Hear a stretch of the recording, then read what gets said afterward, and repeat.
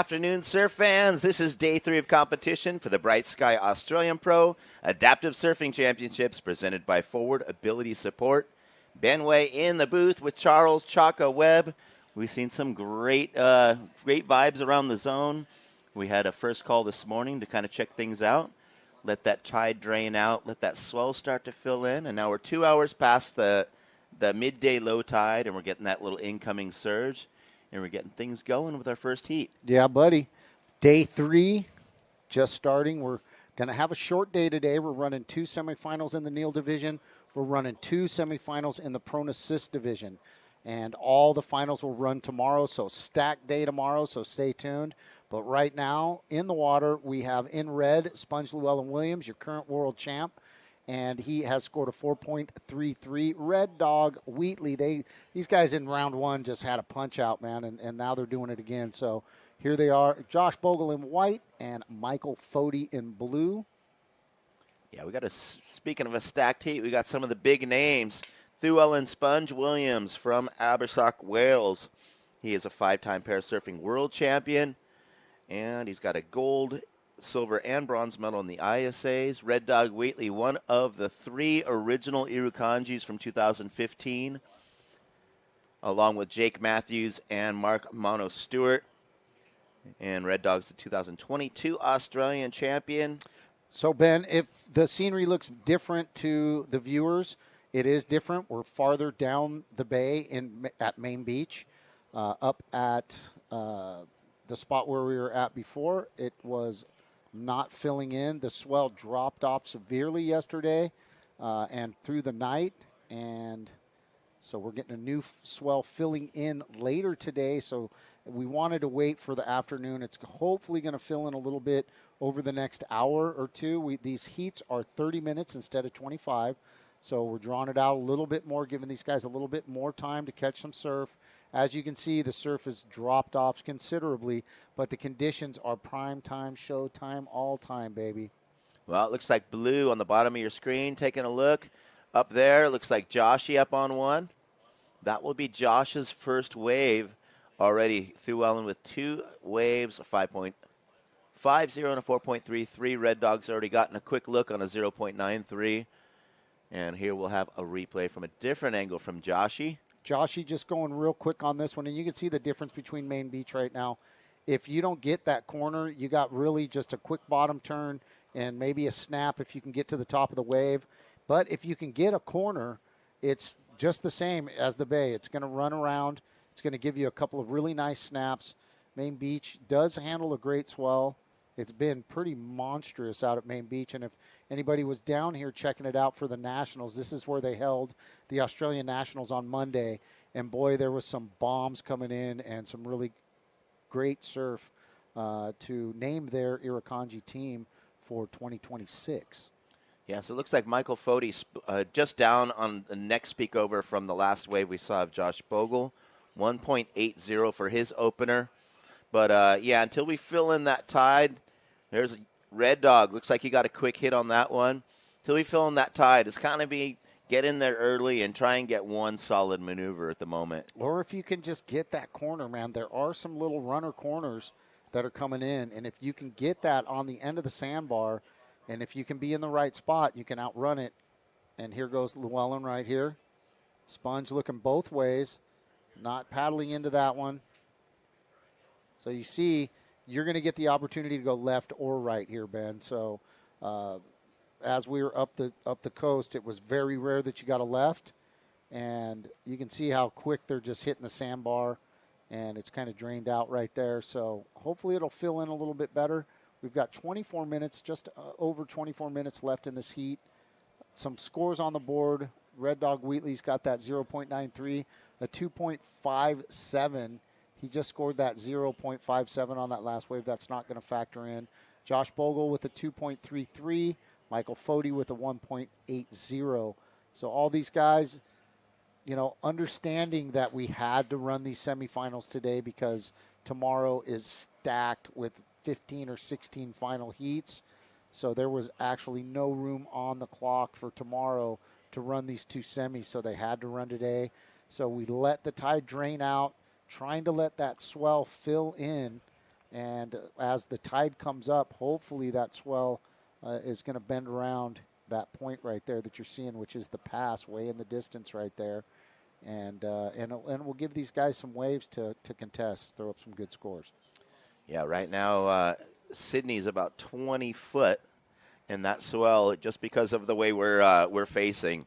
We've been watching some of those giant swells pass laterally across on the outside, going straight on over to Fiji.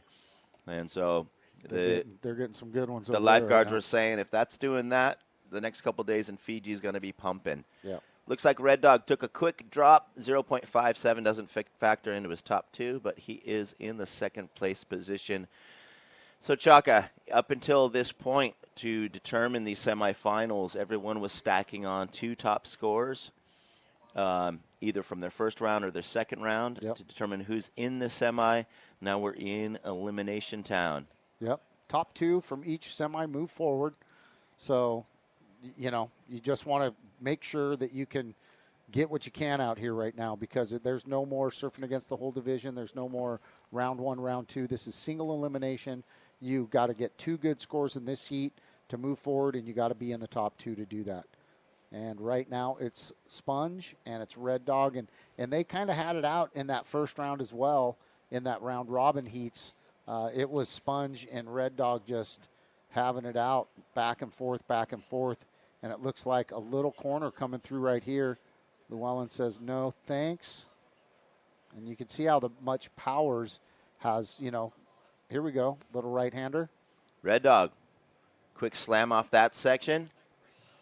And, man, the water really gets shallow there. You got to fit in that quick hit before you get into that 6 inches of water and drag your fins. I want to see this because it looks like he got two little snaps. One bap right there. It looks like just one. Nice little hit. So that's going to help him out right there. He's going to get rid of that 0.93 for sure. And it might top his 2.57, which I think it will. Llewellyn with two decent scores on the board right now. And Red Dog, of course, wanting to keep up with that. And he does with a 4.43, matches Llewellyn's 4.33. So he'll be looking to throw something else up on the board, but happy to be in second place at this point with 21 minutes left. There's plenty of time, Ben. Yeah, well, our first 2 days of competition, we had some pretty pumping surf and a lot of current.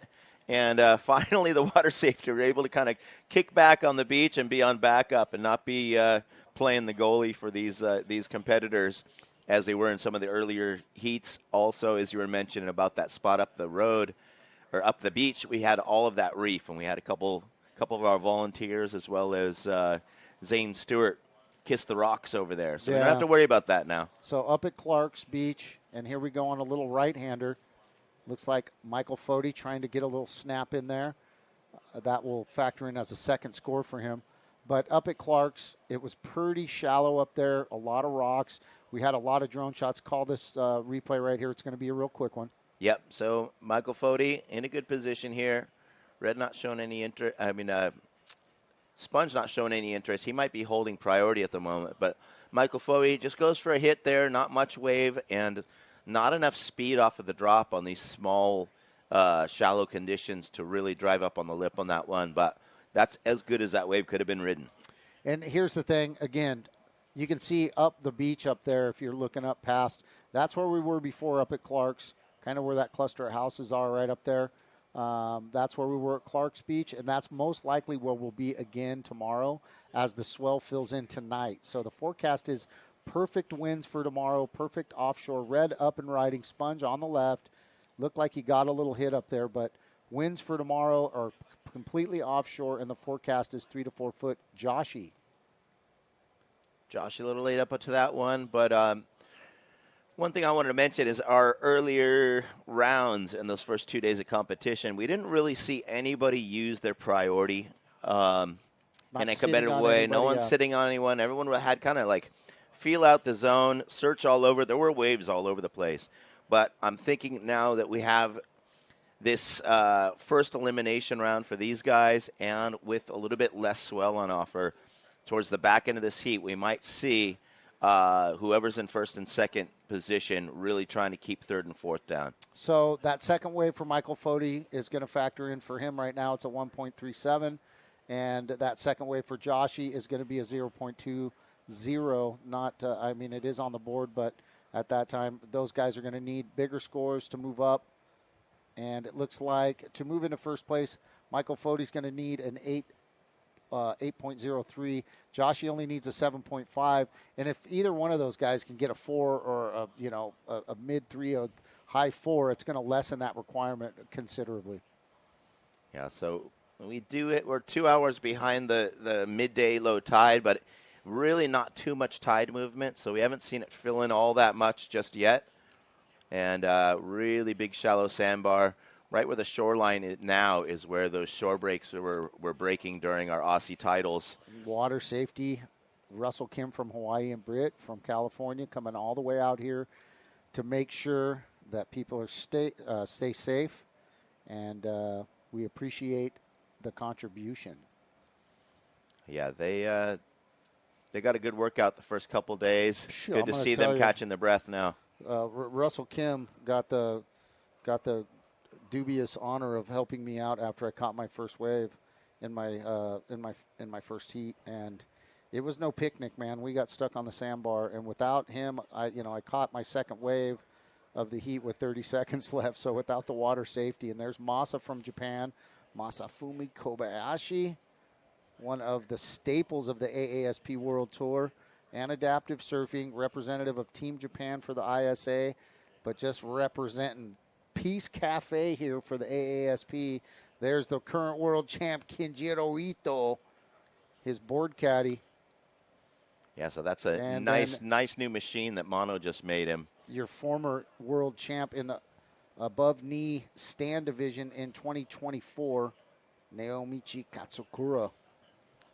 So Red Dog, quick drop right there. Not a lot of transition below the lip. So basically go to the bottom. Pretty hard to get to the top. These guys are going to be building scores on just riding out in control, but the bottom drops out really quickly at the moment. It's fast right now. The tide is still kind of drained out. You are really just looking for that corner. These guys are sitting kind of right in the middle of that sandbar where it's just hitting it all at the same time. So it's a wide area right now that you can surf. And, Sponge pulling into a little shower, not able to ride out of that, but tucking into that. That would have been a great little ride for him right there. But I think Spongey's just kind of feeling it out right now. He knows that he's got another 15-plus minutes, and you can see it just running on him. Yep, sticks that hand in there, pulls himself under the curtain. Quick little vision for him, but that comes out to a 2.43. So he was able to kind of get up to the lip line on his first two waves. That's why he's still holding those higher scores, and without a maneuver and also riding out with control, he's not going to get up into that range. No, but you can see there's some lines starting to come in a little bit more consistently. You can see that little runner right there. If you can get a piece of that, you're going to get one, maybe two snaps. If you can get that, if you can get two snaps right now, you're going to get a pretty contestable score right now. So you just got to kind of sit on the edge of the sandbar right there and wait for that runner to come, wait for that corner. And everybody's kind of sitting on the right-hand side of it. You saw a little bit earlier, Sponge jumped on a little left, and also did Red Dog. And there's the man, the myth, the legend, the guy, the reason why we're here, Mono Stewart right there with his daughter Takira. She's the board caddy right now, taking over Zane's job. Zane with a small injury on his nose, hitting a rock. And, that was looked really painful. So Mono, such an iconic figure here in Byron Bay, and we wouldn't be able to have this for the third year in a row without his power, as we have Red Dog. Looks like he's going to go for the little Red Dog, Pig Dog, backside grab right there. Fits in there and gets a little travel time under the curtain. There's some more Liam Dennehy right there coming all the way out from the East Coast. Part of Surf Gimp Foundation, the Surf Gimp crew. We love you guys. They're just taking care of us from start to finish, traveling around with the tour. They'll be in Hawaii. They'll be at the U.S. Open. and we appreciate that. And there's Sebastian from Royal Rehab. Sebastian took me out surfing at the pass, stoked me out, got me down the ramp into the water. He told me, "Hey, we should go. It's getting crowded after about 3 or 4 waves." And I said, "Nah, Seb, let me just get one more." And then I smashed my board. Red Dog getting that 4.33, still sitting on that 2.57. So that last wave did not factor in for him. It comes in at a 2.10. Sponge kind of just hanging on right now. Realistically, it's anybody's game. It looks like Joshy still needing that 7.50. And Michael Fody in there caught a 2.47, lessening his requirement to get into the lead to a 7.36. You can see that the swell's starting to fill in a little bit. If we can get the tide up a little bit, we're going to get some more soft corners. It's going to not run as fast. Looks like Red Dog asking for time. So if you notice that last exchange, we saw Sponge really dig in as we have Red Dog front side. Fits in, almost gets out the doggy door. But we saw Sponge go for that one while Joshy was sitting back. I'm figuring Sponge had first priority, and he didn't get into it. So then we saw Joshy really hustle over there. So if you paddle with intent, then you go to the back of the line. You can't paddle, and here goes Red Dog. You can see he's a big dude, and he gets almost in there, gets a little off balance trying to come out that doggy door, but not able to complete that. There's Red Dog's legs right there. So Red Dog's done a bunch of work with Osser, which is I think they're from the Netherlands. It's a prosthetic company, and he does a lot of work with P&O prosthetics, but they've got his legs that are specialized for walking, and then when he's out in this knee stance, he's got special prosthetics that just go beyond his stumps, so he's able to get that nice low stance on the board. So accessories for your condition. The adaptation to adaptive surfing, brother. And so, pretty cool to see how these guys can switch around for whatever they need. A lot of the stand-up surfers have a special foot and a special angle, sometimes changing the length of their prosthetic to deal with their stance. Mono checking the clock. You know, he's just biding his time. He knows this place. This is his backyard. He knows these conditions, too. He's waiting for it to fill in. Nice little right.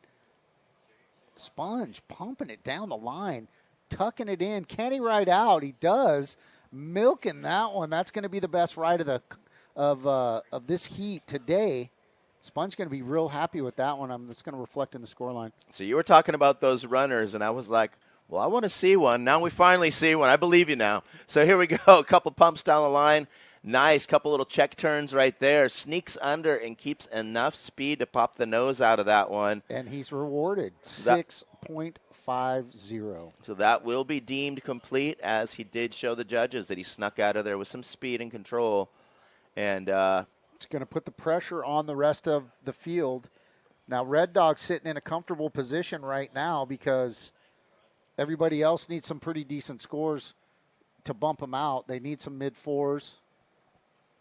And to get in the lead, they both need 9s. Joshy needs a 9. Red Dog only needs a 7.57, which is obtainable. And you can see these little corners are starting to come through right now. That little left gave you a little runner right there. Could have got a couple snaps on it. So as the tide, look at the smile on that guy. Massa, one of the most stoked individuals ever. One of the best smiles on tour, baby. But one thing we noticed in the beginning of the heat, we had everyone kind of spread out around the bar, but I think everyone's kind of found the one juicy zone, especially that one that just fed that stretcher for Sponge. So everyone's getting a little more clustered up, so priority is going to become a little more in play here. And you can see where Sponge is sitting. Sponge found that spot kind of on the edge of the sandbar like I was talking about. Everybody's kind of sitting in the middle of it where it's kind of coming, forcing it real down right in front of everybody, kind of closing out. But if you can find the edge of the sandbar, you're going to get that little runner. You're going to get a few more opportunities to score, maybe a little head dip, maybe a little snap. So there's Maxime from France. And today, those 6.50s are going to be those big scores. You know, that's a good score for the conditions that we have right now. And again, in the next half hour, 45 minutes, I think you're going to see more swell come around the corner. You're going to see that that high tide fill in. It's going to get a little softer on those corners, and those runners are going to slow down, and they're going to give people more opportunities. Toby Begg, we'll have him coming up. I had to talk to him about his accident. 4.2 great white, 4.2 meter great white that took his foot and came back for his leg. Pretty crazy story. Everybody in this community has a great heroic story of overcoming, achieving, and just straight courage. But, I can say being pinned by a car on a motorcycle is preferable to being bitten by a shark. Yeah, I would. Well, the shark got punched in the eye and ran away, so he won. And there he is, Mark Mono Stewart playing in the sand, just checking his watch, doing some stretching, getting it going. You can see the water team over there jumping around, getting ready to get everybody in the water. Mono just biding his time, stretching it out. And I'm really interested to see what happens. Mono got fourth in this contest last year, and here goes a runner. Looked like Michael Foti on that one. Yeah, I think you're right. It was hard to see the color. But already, just as you were saying, it's finally made it over that little lump that was just at the inside of the breaking wave. Now they're going to be able to find a little more transition. That's also a great news for the prone guys. Sure. Who really need that extra space to get down the face. Prone assist semifinals will be after the second semifinal for the kneel. And Toby Begg there just kind of, and out in the back you see Julian Rocks. And here we go, Red Dog up and riding. Trying to do a little grab rail pig dog there. Not able to ride out of it, so not sure that that's going to factor in. Goes Joshy. Joshy on a monster closeout right there. So Red Dog has caught in 7-8 waves in this heat.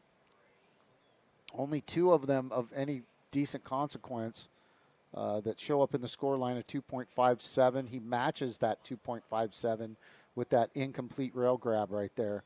So if he comes out of that, that's going to factor into the score line for him, because he's trying to just drop a 2.57. So he just falls short right there. So, I mean, Michael Foti only needs a 3, less than a 3, 3.2, 3.3 to take over second place. And that's all you need to advance. So Red Dog's got to be kind of gritting his teeth right now, kind of trying to hang on to this second place. Joshy's always capable of anything. Joshy needs not too much either. You know, he's, Michael Foti needs like a 4.5, 4.6, 4.7 to take over Red Dog. And there is Blue Maxine Cabane. I'm not sure I'm saying his last name right. Cabane? Caban. And then that's Thomas De Silva, our blind surfer just behind him, always bringing the vibes. Throwing the stoke, baby. Throwing the shakas. Everybody's all stoked just to be out here. And, of course, it's not ideal. You know, the swell dropped overnight by 2 feet. So we're left with 1 to 2 right here.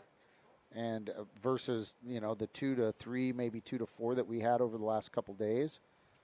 And it's supposed to be 3 to 4 tomorrow. So the swell is going to fill in later today. We're hoping with the high tide that we would get some more push. And it looks like with these 30-minute heats, we might get that. We still got 4:30, just over 4:30 left in this heat.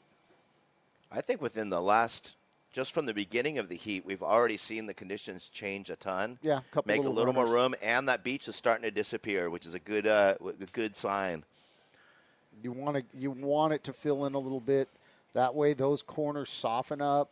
Not as far as the shape, but as far as the speed. They slow down a little bit, and you're able to kind of paddle into them a little bit better, and you don't have to worry about them running so fast. You can kind of get to your feet, get to your knees, get a couple pumps in, maybe set up one big maneuver. And as you saw, Llewellyn, Sponge kind of got that little runner corner, was able to do a couple pumps, tuck in, get a little shower, and ride out of it for a 6.50. And he's living on a 5.50 and a 6.50 for a combined total of 12. And in these conditions, in this little surf, that's going to hold up right now. He's got everybody kind of in a stranglehold right now. Almost got the bottom two comboed, but they don't need to take over first. They just need to get that combined 7.01. Oh, to get their total over the 7.01? Yes. Yep. So the Red Dog, he's got to be scrambling right now because he's got just over 3 minutes left. He knows that he doesn't have any big, that 4.43 is kind of keeping him in second place.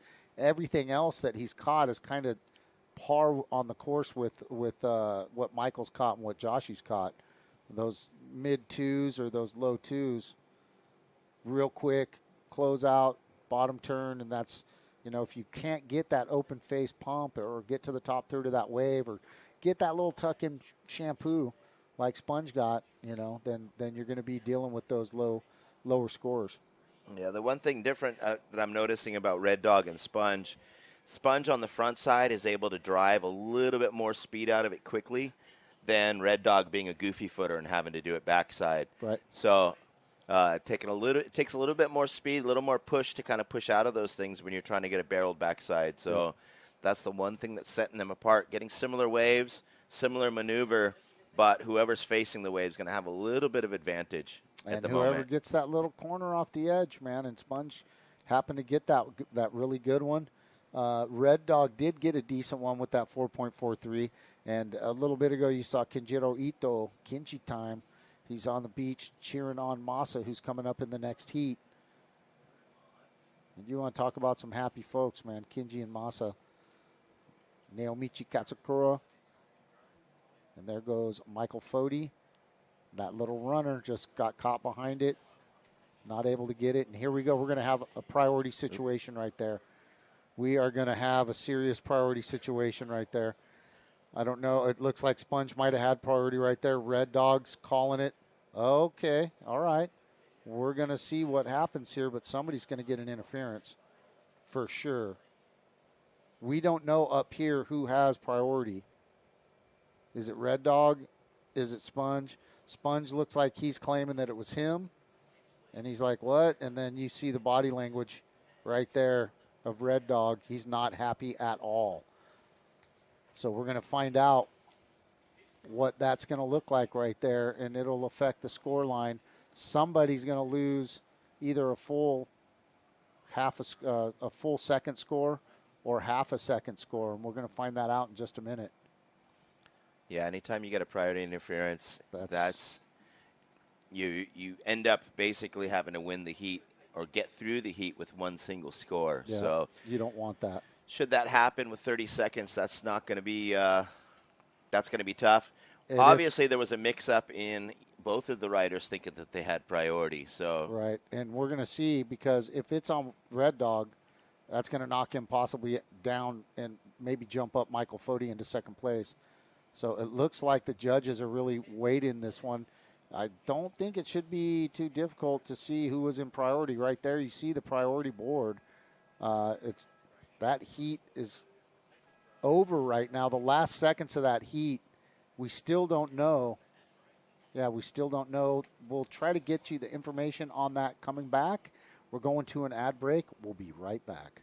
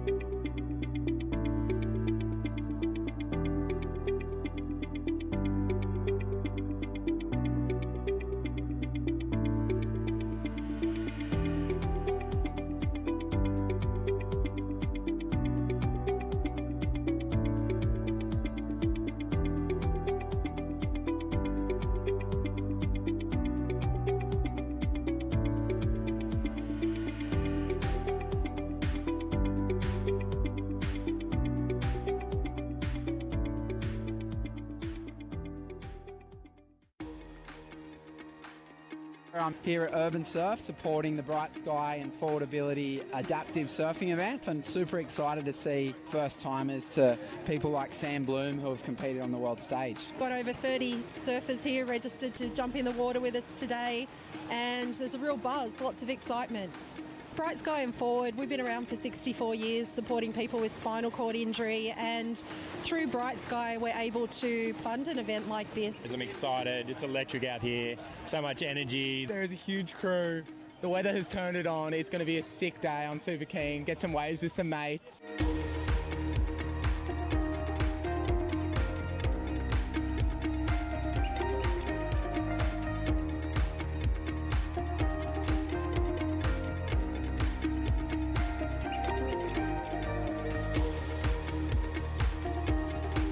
We're lucky to have Sam Bloom here. She's a great ambassador for forward ability support, but also a great advocate for surfing.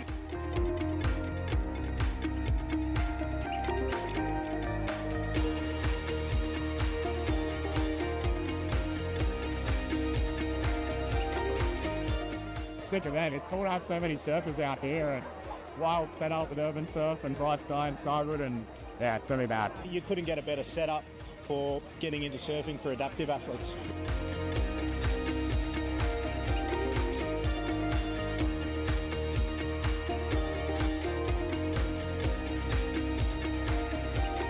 It's incredible that Bright Sky and Forward Ability have put this event on and have made it happen, and yeah, obviously with the support of Cyber. So no, it's awesome. I hope we'll do many more events like this.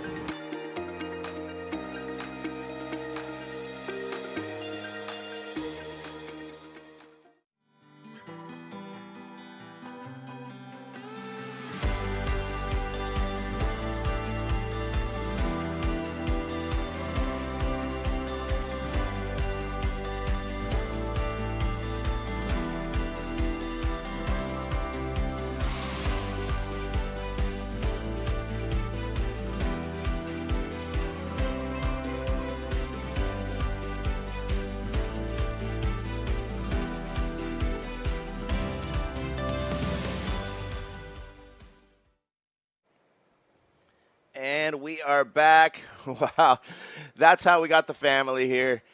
So unfortunately, Red Dog getting a priority interference, which opened the door for Michael Foti to jump and advance through that one.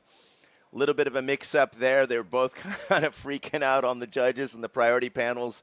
But, man, we're all good mates here. They hugged it out. And unfortunately, after an amazing heat, we're going to lose Red Dog out of our finals. Yeah, Toby Begg right there dropping in, doing a nice little turn. There's some scores on the board. Masafuma Kobayashi got a 3.83, and Toby Begg a 1.00 and a 2.40. And that wave that he just dropped in on, I'm not sure. That looks like it'll get rid of the 1.0, and it might top that 2.40. But, yes, that one's going to sting a little bit. I can guarantee you that Red Dog's not going to be stoked about that. But here we go. Toby Begg. Looks like that will be a second score, 2.40. Able to get some ride. Didn't quite open up, but definitely coming out with speed and control. So that's going to add a little bit of score on that score line to his 1.0, which might have just been a drop. We didn't actually catch that one. But at that score, no need for a replay for a 1.0. We're just Beautiful building on shot it. right there. The boys and girls from the water safety team. Russell Kimway down there, Britt, Liam, Adam Land, Jim Russell, the whole crew right there. All the Aussies in the background, stoking us out, keeping us safe. Looks like Max caught a wave. It's a 0.20. Mono just biding his time right now. He knows he's got 24 minutes plus. He knows he's got some time. He knows what he has to do. And it looks like Toby Begg, that second wave that I was talking about, comes in at a 3.73, giving him a two-wave total of a 6.13 and putting him in first place. You can see these corners starting to form right now, Ben. You can kind of see that shot.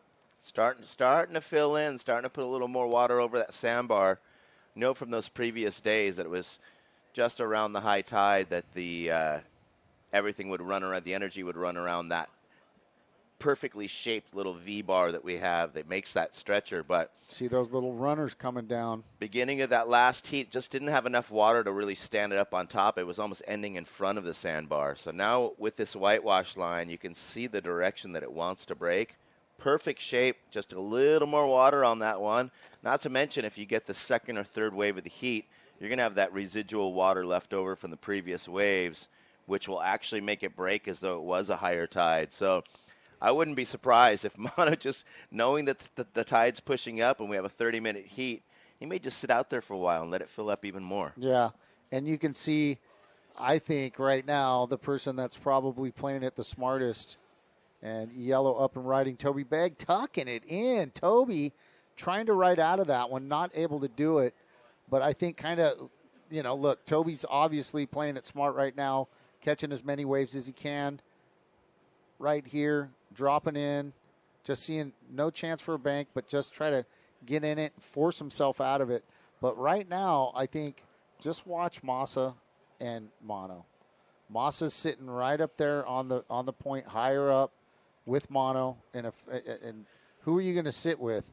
The guy that knows the break for 50 years, or are you going to sit with the guys that have only surfed here a few times?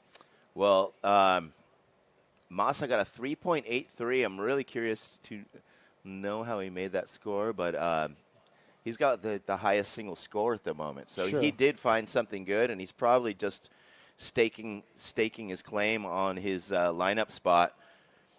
When you don't have that many high scoring potential waves on offer, and you find one that does give you a score, you're pretty likely to go back to that zone and line yourself up for another. So as we're chilling here, there is some people that we're missing in the lineup, and it's a lot. There's a lot of people that that weren't able to make the trip. But right now, of course, we're missing on the water team. We're missing the High Fives crew, Sano and the crew, all the boys. Roy, they're hanging at in Santa Cruz at Paddle Fest and driving through Santa Cruz right now. They surf Steamers Lane today with all the boys. Chris Oberly, your current world champ in the wave ski division. DJ Lombardo, Roy Tuscany, my brother, and little mama Elena Nichols, super champ. I call her the true American badass. And Alina Garbuzov. All those guys are up. Don't forget about Wonder Boy Gunner. Gunstar suffered a skiing injury. We're wishing him the best. We're praying for his full recovery. Broke his femur. And you can tell the action sports kid already living the dream, just going for it. So we love you, Gunner. We're praying for you, brother. Want you to get better so we can see you in Hawaii, see you catching waves in Hawaii. Gunner's ripping, bro. He's been standing up. He's been doing some really cool surfing, and he was getting it on the slopes right there. So here comes a nice little corner. Mono says, Nate, I'm going to sit here and wait on that one. So a bunch of the wave skiers that were here last year unable to make it. And Chris Oberly just nudging me out for that world championship in Oceanside last year. I lost out in the semifinals by purling 3 times in a row. Well, we're going to see some we may just see one wave skier in the next heat. We'll see what happens there, and we'll catch up on the wave ski action. But here we got live action with Toby Begg. So we are determining who's going to move through into the Neal finals. Of course, this division is determined by any surfer who rides in a kneeling or sitting position without the use of a paddle, with an above-the-knee amputation, both lower limb amputations, or congenital or impairment equivalent. So Benway all day, DJ Benway. We got 20 minutes left in this heat. Mono still hasn't caught a wave for 10 minutes. I'm starting to get a little stressed, bro. I'm not. I'm telling you. He's waiting for some more tide on top of that bar because he knows he's going to get a stretcher. I'm starting to stress a little bit, bro. That's I think I got PTSD from my heat, from my earlier heat. You know, I went 13 minutes in a 25-minute heat without catching a wave. Caught one wave and then caught the second wave of my heat with 30 seconds left. So I'm kind of feeling Mono. I'm like, come on, dude, let's make a move. He knows this break better than anybody. So he's looking, to me, it looks like he's looking at a landmark. He's trying to line himself up maybe. I think he's also looking to see what the priority situation is after that little shocker for Red Dog. So sure. that's going to put everyone a little bit more on high radar of making sure that you have the right of way on your wave, because we have just seen the potential consequences of what happens when you take a wave when you're not supposed to. And nothing like getting an interference when you didn't even need that wave to advance. So we're feeling for Red Dog. It's, look, it's professional adaptive surfing. Nice little paddle. Nope, not able to get in it. But it's professional adaptive surfing. You have to know, and I don't know who that was. Was that Mono taking off? Nope. It looks like that was Toby. He's Toby. been busy, man. He has been busy. He's getting a bunch of boards. That's a bunch of 2, 4, waves. 5. That's his 6th wave of the heat right now. But you really have to know the rules, and sometimes you make that mistake. A few years ago, I think 3 or 4 years ago, we saw Sponge at the ISA kind of do that same thing. Didn't really need to take off. He was sitting in first place, and he got an infraction with less than a minute left, and it cost him an ISA championship. He learned from that mistake and came back the next year and claimed his first ISA title. And these are learning processes, and he's taken that, and you saw right there, he knew he had priority, and he kind of forced Red Dog's hand. You know what I mean? Yeah, and I think the difference also is some of the events you'll have the guys really calling out every time the priority changes. Other ones, you got to basically look at those visual cues on the beach and watch those cubes or whatever the markers are that state the priority situation. Yep. And there is Deb Stewart, the one that holds it all together with Mono's daughter, Takata, and the rest of the crew down there. And amazing, amazing job between that wonder power couple from here in Byron Bay for bringing this for the 3rd time. And thanks to all the support. 2nd year with BrightSky Australia being our main sponsor, presented by Forward Ability Support. And we also have all these replays from Arroyo Rehab. That was the opener for Mono. It looks like he got one solid turn under the lip before kicking out there. So and it looks like Massa caught a second wave. It came in at a 1.23. And here we go. Who had priority right there? I don't think that's going to factor in. I think you could see Maxime knowing that he was lower on the priority. Just sense. Dipped out, made sure that Mono he had already caught a wave, Max did, so that would have given Red priority. So let's see what that little turn comes in at. It just was a bottom turn, kind of under the curtain. Did one pump, bottom turn. See if that, it's going to help him because he needs to get on the board. He only needs a 5.06 to move into second. That's a one-wave score. Look at this nice little nug right here. White. Massa trying to get under the curtain right there. Not able to race out in front of it, but that little corner looked really nice. If he could have got some open face and some speed, he could have done some damage with that one. And it looks like Mono scoring a 5.17 with those quick little turns right there. So that's going to give him some juice. He only needs a 1.46 to move into first place. Mono could fall off his board and get a 1.46. I think the judges are recognizing that fitting in a turn underneath that tight section in the critical section and coming out with enough speed to kick out with that much power is, they definitely they're setting the scale with what's possible out there.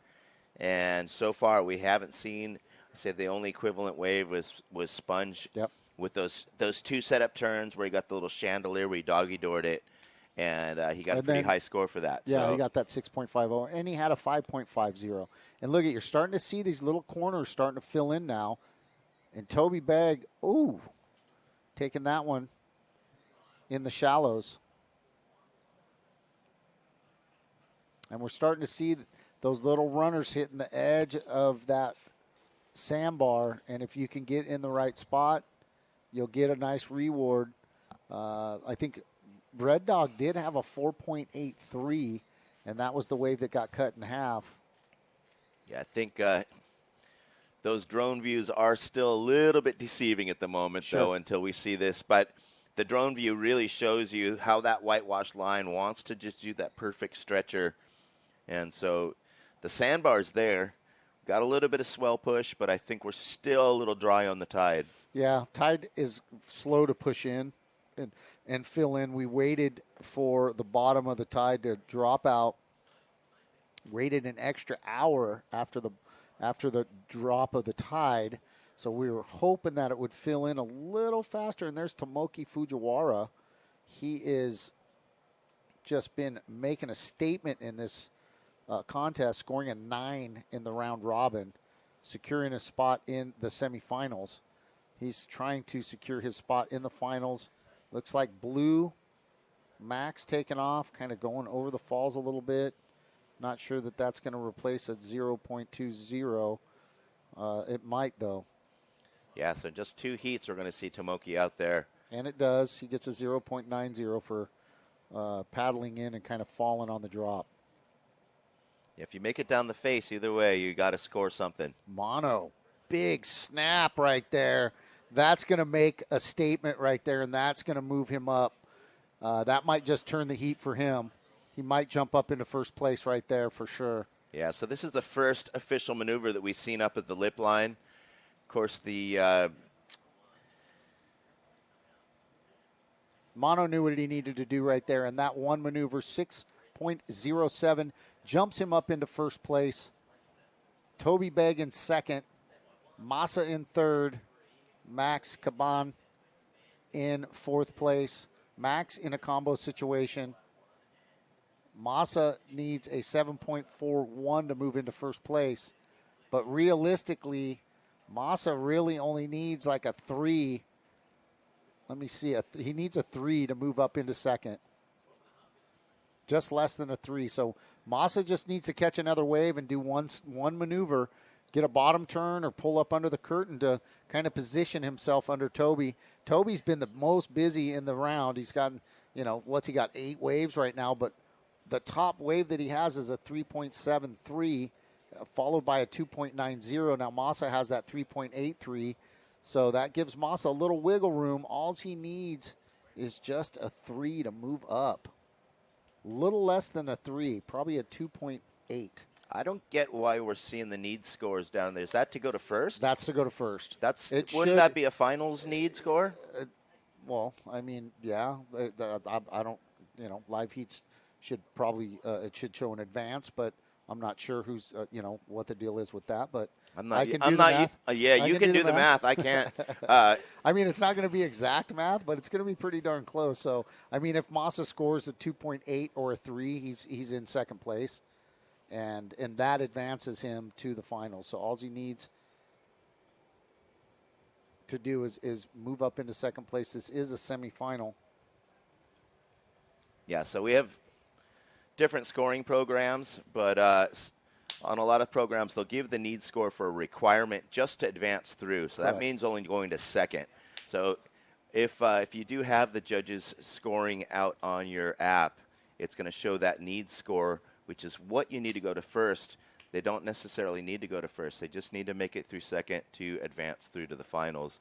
Once you get to the finals, of course, you want to get the gold. You want to get that first place, and you'll have that need score, that requirement to get to first, because everybody wants to win in the finals. Here we have Toby Begg up. Ooh, Toby going for it. Quick vision there.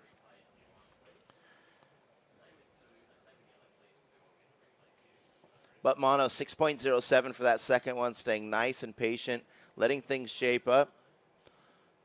And we had Mono splitting the peak on that one and goes for his famous on-the-lip 360.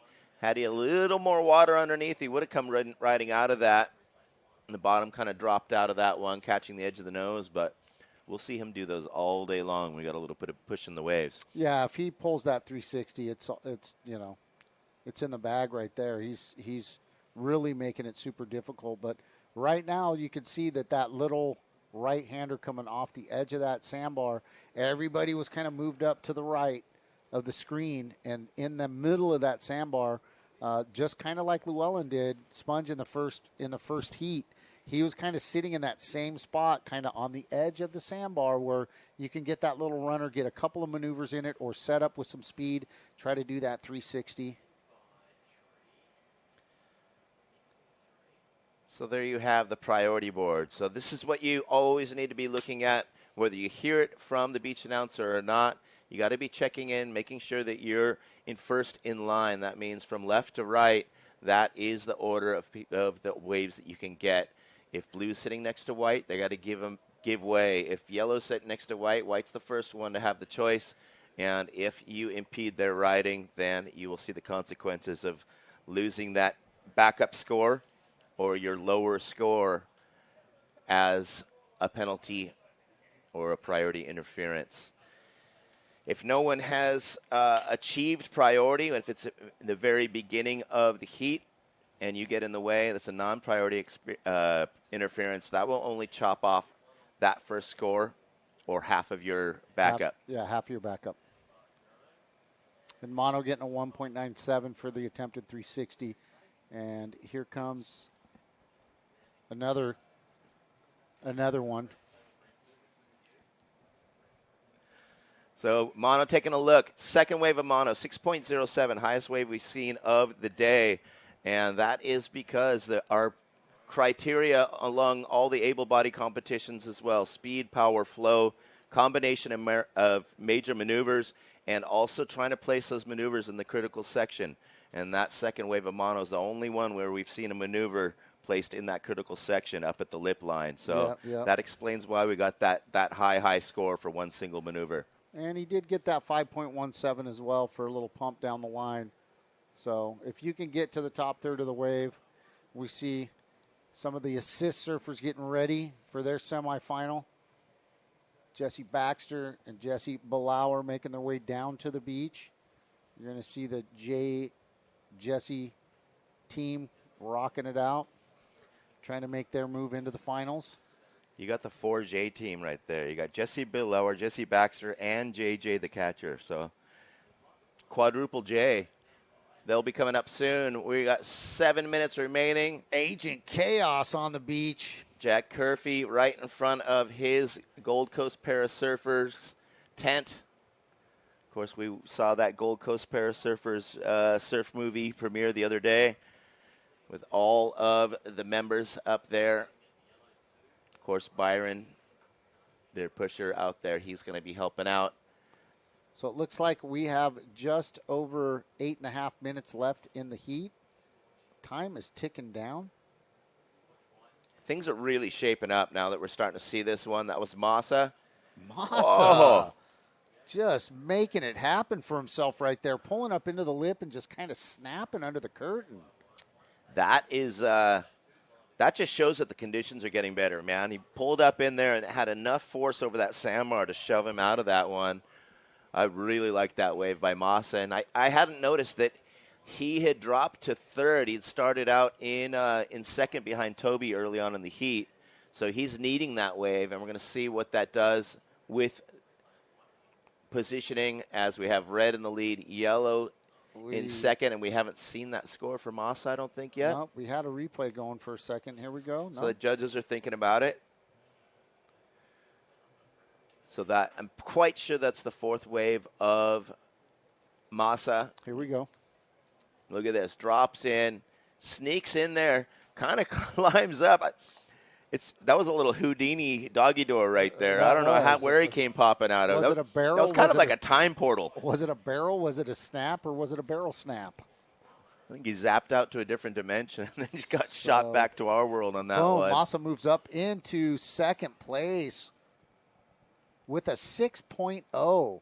Massa making it happen for himself right there on the fourth ride. He's got that 3.83, and now he's got a 6.80 for a combined total of a 9.83.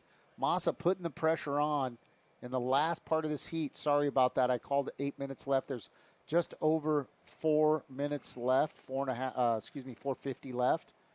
So one thing I want to say about Massa, he got that board literally 4 days ago. He's had about 3 surfs on that board, completely different to what he was riding before.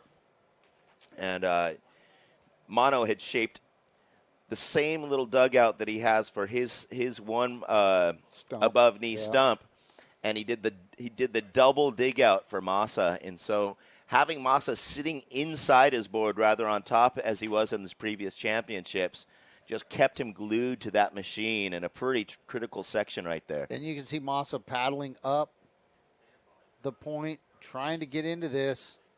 Little runner left, a little late on that one. It's not going to factor in for him. He is trying to replace a 3.83, which in this situation could be kind of hard with just over 4 minutes left. Sorry about the misquote on the time there. I said 8 minutes. It was 6 minutes. Now we're down to 3:50 left. Time ticking down. And Max needs a 9.71. Toby Begg needs a 7.5 to move into first. Toby's been the busiest. This is the 11th wave that he's caught in this heat. So you're seeing that Blue started to paddle there. I'm pretty sure Toby was holding priority. And so that was more of a block than anything, I think. Sure. And so just making sure that Blue didn't move up into that third place position. Of course, he does. Everybody's trying to move up into that second or first to advance through. So Toby didn't really need to worry about that. And here comes a set. We're going to see what happens right here. It looks like Mono in position. Nice little runner right here. Mono getting the head dipper. Can he come out? He does not come out. This guy got some travel time. He scored a 10 on Monday in the Australian Pro with a nice 3-footer, dry barrel. Tries to mimic that. So Mono stayed in there longer than he needed to. He could have come zooming out of there if he wanted. He was just stuck on that vision, and I think he was having flashbacks to his perfect 10 during the Aussie titles. Beautiful line, great setup, and a lot of travel time, getting a great vision in there. I'm pretty interested to see what the judges give him on that one.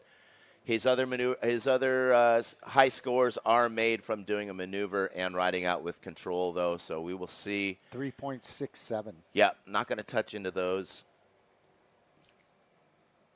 But also, I'm figuring because of his positioning, he was probably holding first priority, and he knows which is the best wave of the set, so he grabbed that one. I'm telling you, the edge of that little sandbar right there, everybody's sitting deeper. If they were watching the guy with all the wisdom and all the knowledge of this break, he's not sitting that deep. And you kind of saw Massa kind of sitting on Mono for a while. Mono got that big 6.07, kind of separated himself from the field. Massa said, you know what, I need to do something to separate myself from third and fourth place. He needed to get himself out of the bottom right there. He does a little tuck under the curtain, snap, barrel, combo. Look at Massa paddling for this one. Not able to get into it.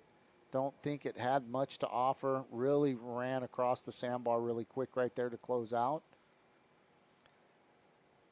Yeah, that one came pretty clamping down, but it's weird. If you watch the second, third wave of the set, when that water's left over, it just lets it hold up that much longer, like this one. Yep, and if you're watching farther down the beach break right there, farther down the sandbar where Moss has decided to set up shop, he's seeing those little runners. He needs to paddle down a little bit farther to kind of catch the edge of that sandbar.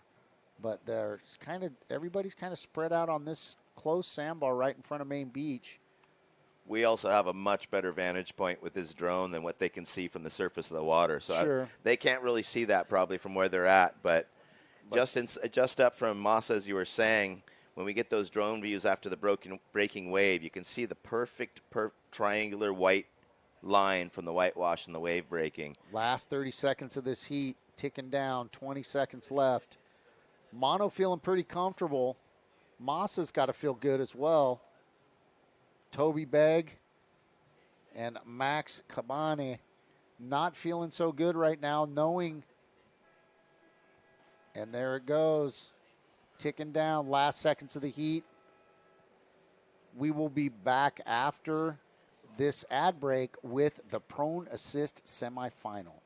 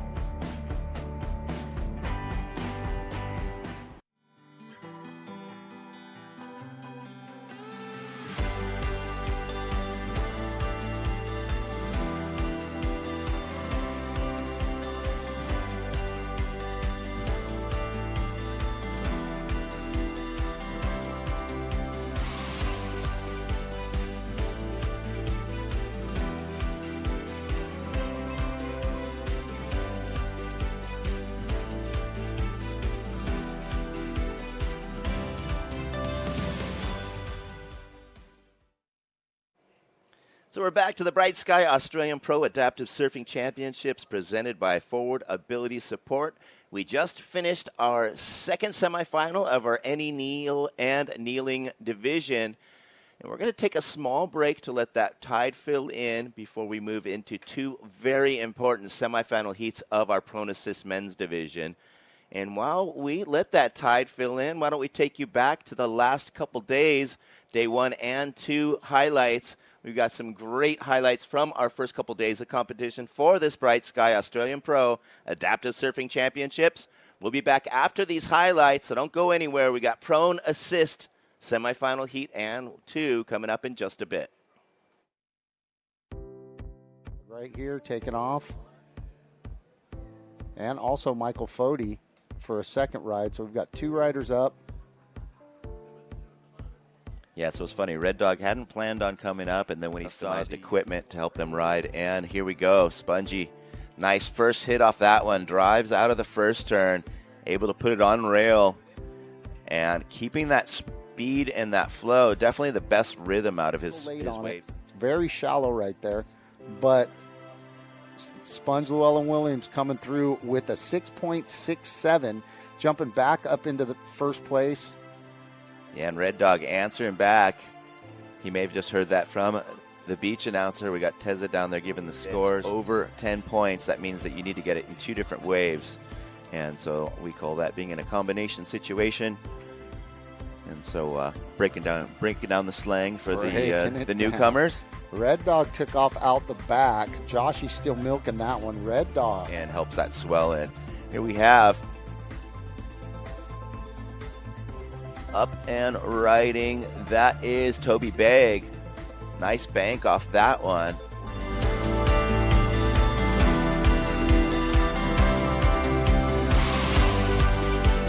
Yellow taking off on the insiders. That white fin snapping it. Just going up top. And you can see these right-handers starting to break a little bit farther out. Finn, beautiful carve right there. Banks it off the section and then taps the whitewash. Contest. Here goes Red. Yeah, Jack finally finding some open space here. Drives it, gets a little jam off that. Rubble buddy and your core in order to move that around. Ooh, here we Cliff go. Gralton. Oh, he rides it out. Smash off the top. Yes. Cliff Gralton just smacking that one hard. Can't get it to connect, but the work was already done. Is legit. You're super stoked. And here goes Cliff, smoking down the line. Nice cut back. Trying to find that connector. Gets the inside connector. Little tap on the right. Screaming down the line. Trying to stay in front of that section. Giving himself the opportunity.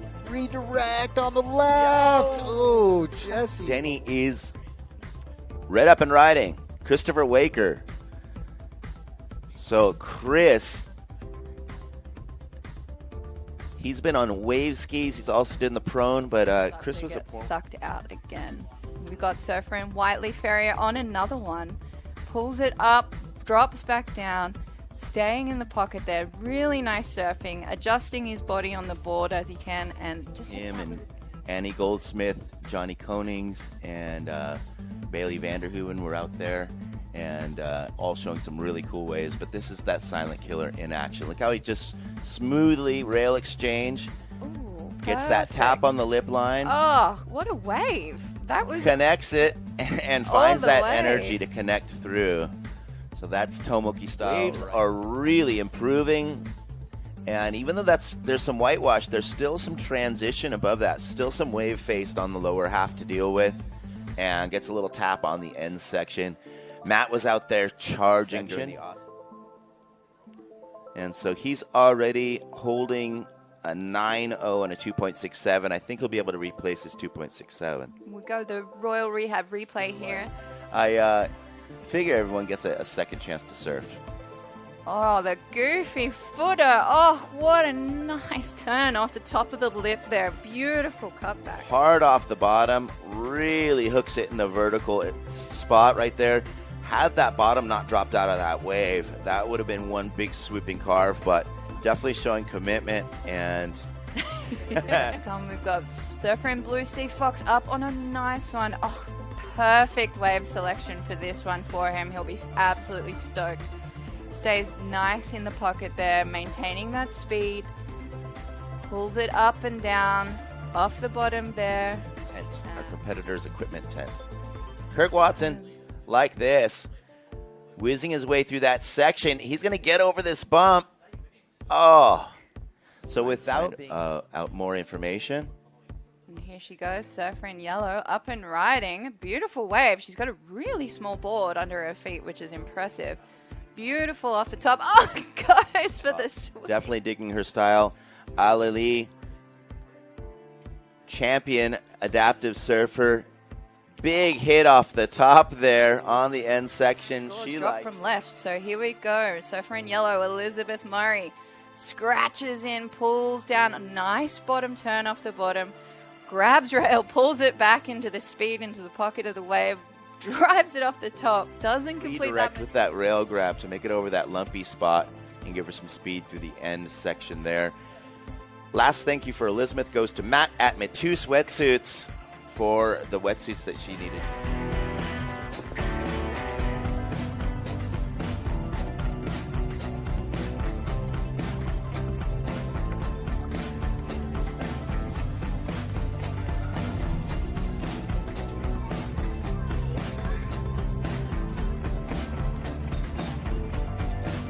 High fives along with Gunner, their son, which unfortunately broke his leg.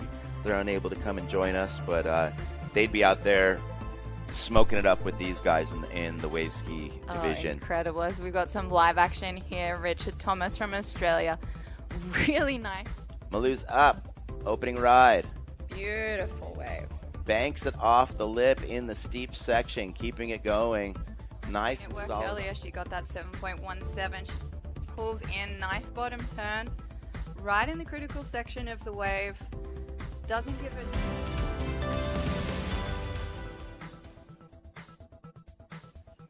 Welcome back. This is the BrightSky Australian Pro Adaptive Surfing Championships. It's not working a bit better up there. There's Terry from Australia in yellow, up to his feet. He's got a really nice wave here. He's excellent wave selection. Giving him the time to get to his feet. Holds it strong. Just trimming through the wave there. Sorry, it keeps going in. End section where you can see him on the other angle pull his back foot up and really speed the board up. Here we go. Sakat's on his feet, jamming it. Gets a quick hit off the section right.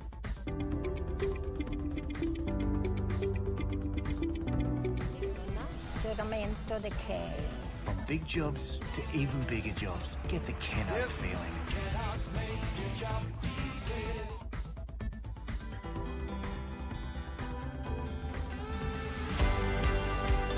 Slice of pizza.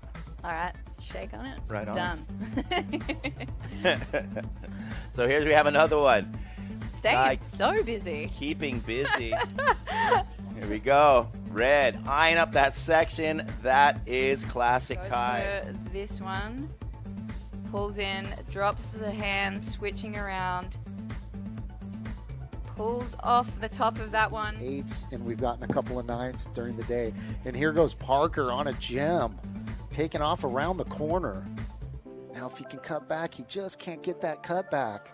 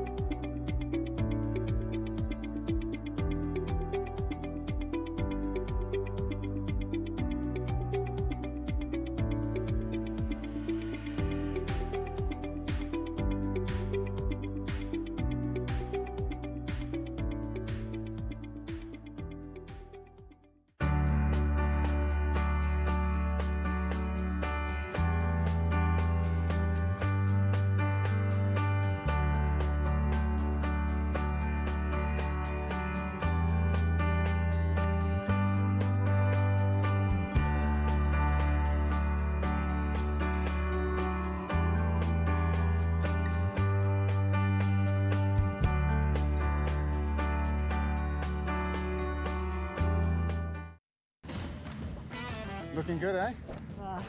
Cano. What do you think, Nonna? Giramento de K. From big jobs to even bigger jobs, get the Keno feeling.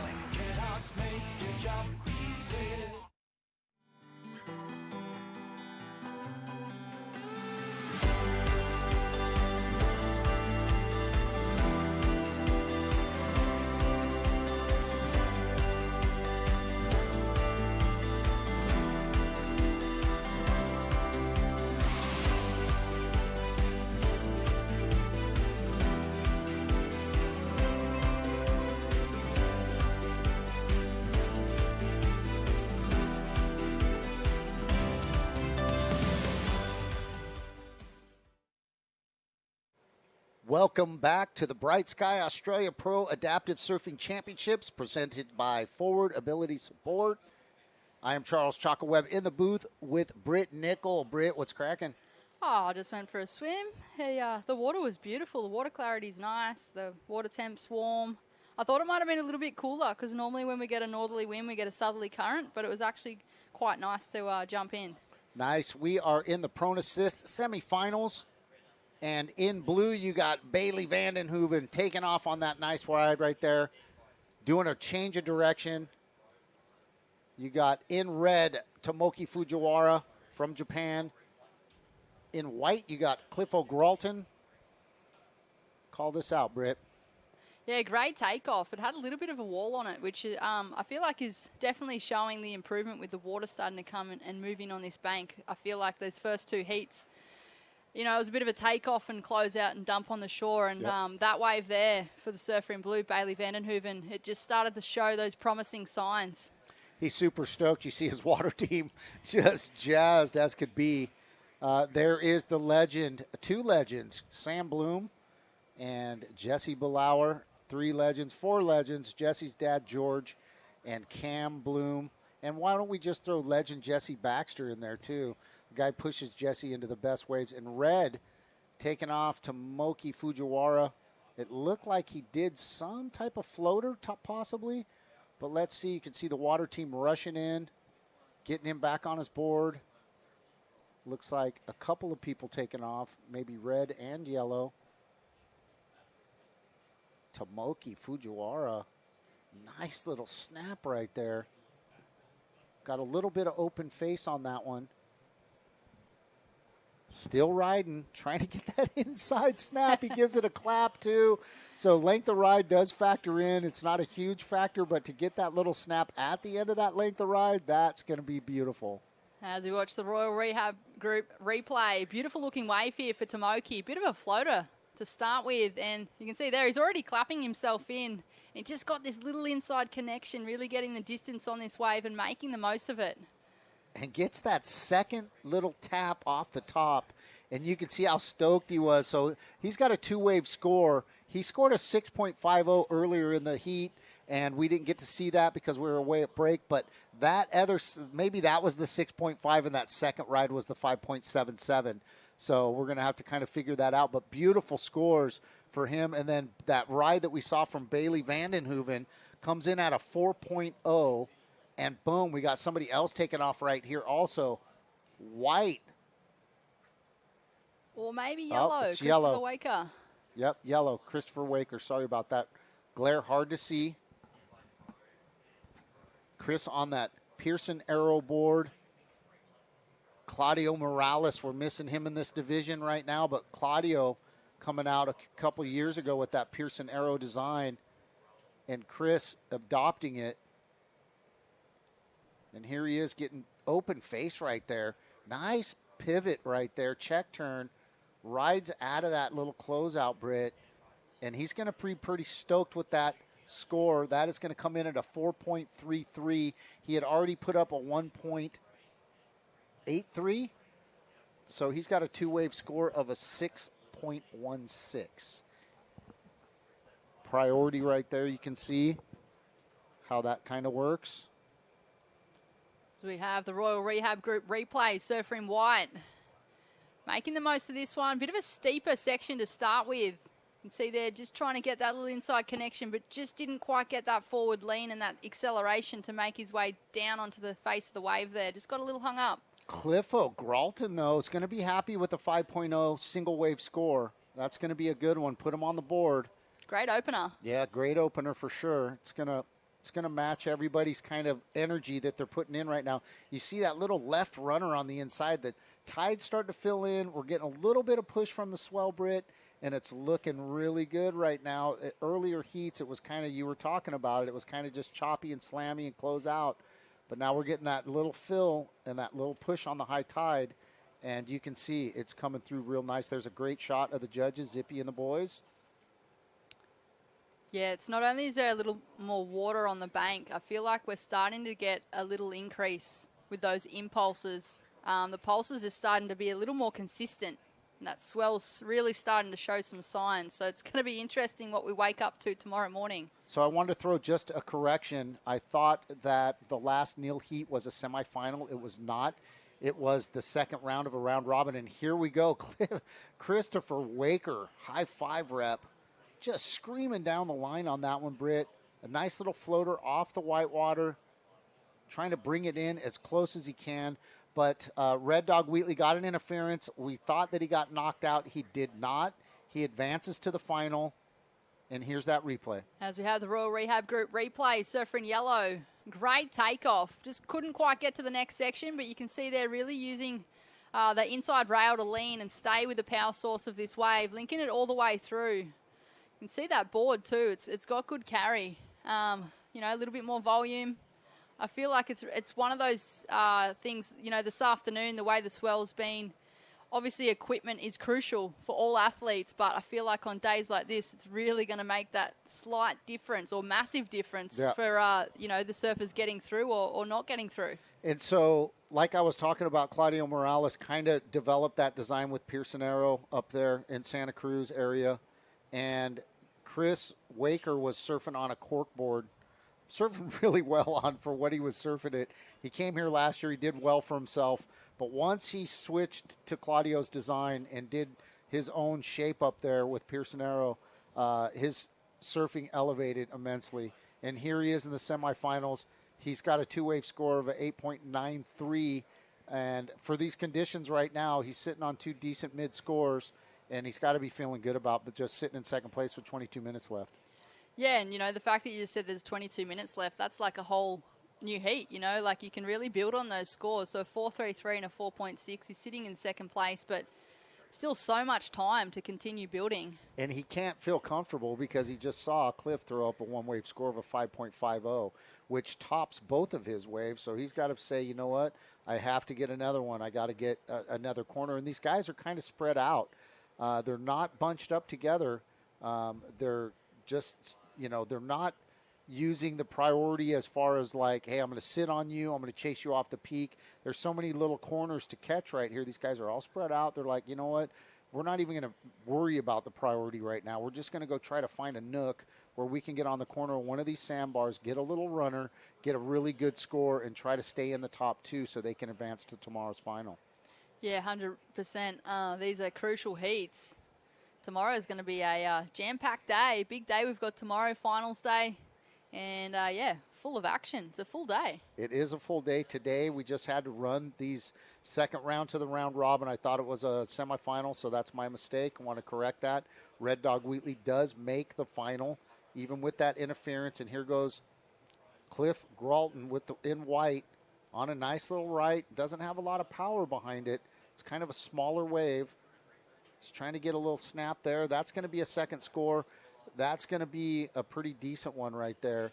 So sitting on a 5.50, even if that comes in at below a 4 or something like that, that's a good second score. So we have the Royal Rehab Group replay. Looks like that's Brett Bircher from the South Coast pushing Cliffo in. Great takeoff, and I really like the fact that this was a better looking wave for Cliffo. Great wave selection and getting that last turn, putting it up and over. From the other angle, when I watched that live, could really see the body adjustments and really just pivoting the shift in his body, you know, making a difference throughout the process of that wave. And there it is, a 5.33, so he's backed up that 5.5 and now in second place. That's what I was talking about with Chris Waker. Can't feel comfortable because it's early in the heat, even though he had some good scores. Cliffo got that one, and it looks like we have another replay here for Tomoki Fujiwara. Nice tap off the top. Tomoki just showing his stuff right here, challenging the top third of the wave. That comes in at a 5.83. Tomoki with a 6.50 and a 5.83, a combined score of a 12.33, really leading the way.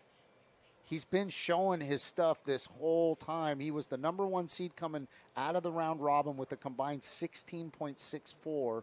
So he had a 9 and a 7.64, and he was really making his, setting the tone right there for this contest. He's been putting in the time on the tour for the last couple of years.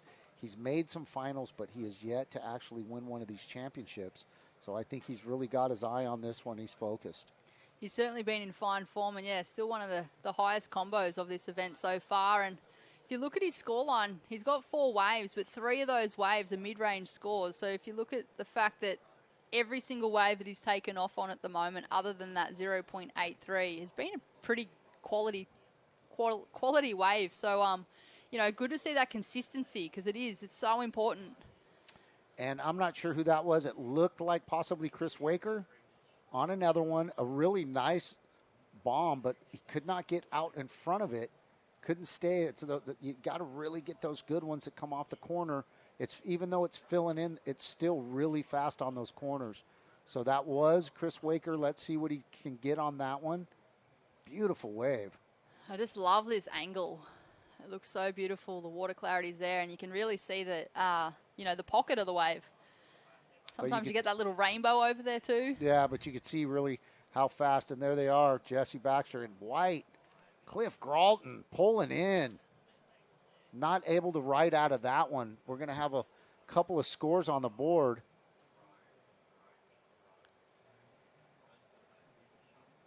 But as we look at it, you can start seeing how it's filling in. Getting the tides way higher than it was even an hour ago. And even though it is still hitting the sandbar really fast and it's coming through there, that you can see that there's better scores coming up on the board, better opportunities, more opportunities, a little bit more consistent as that swell starts to fill in. Here we go, quick sprint down the beach.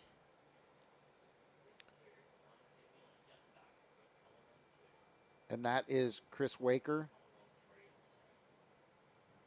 And I'm not sure if they're just trucking him up down the beach, but there goes Bailey Vandenhoeven. Yeah, it looks like there was a little bit of urgency.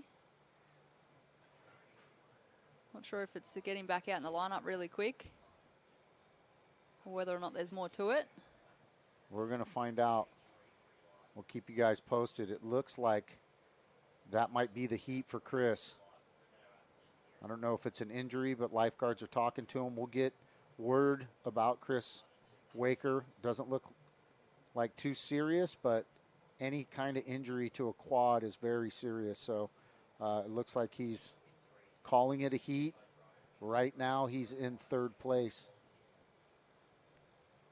So we'll have to kind of keep you guys posted on that and see what happens. There's 16 minutes left, 16:20 left, and Chris is making his way up the beach, so we'll find out what's happening with that. But again, that's, any one of these surfers take the same risk as any other surfer, and that's really important for people to understand. Adaptive surfing, if people are getting hurt in regular surfing, what do you think's happening in adaptive surfing? These conditions, even though it's small, Britt, it's breaking in shallow water. Well, yeah, sometimes it can be actually higher risk. Yeah, and here goes Cliffo again. He's got some good wave selection, even though they're not the bigger ones. They're the mid-sized ones, but they're offering a more open face, and as he's just chipping away at it right now. He sure is, as we watch the Royal Rehab Group replay. Really leaning into that rail. I feel like he wanted to get tubed. Yeah, he definitely wanted to get barreled right there. Support crew on the beach. And you got his support crew in the water.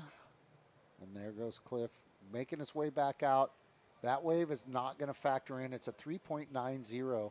He's trying to better the 5.50. or the 5.33, excuse me.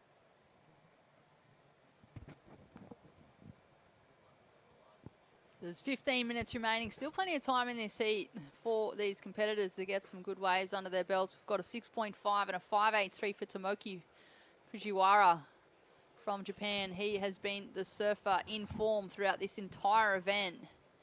And well, Cliffo Grolton in the white from Australia, a 5.5 and a 5.33.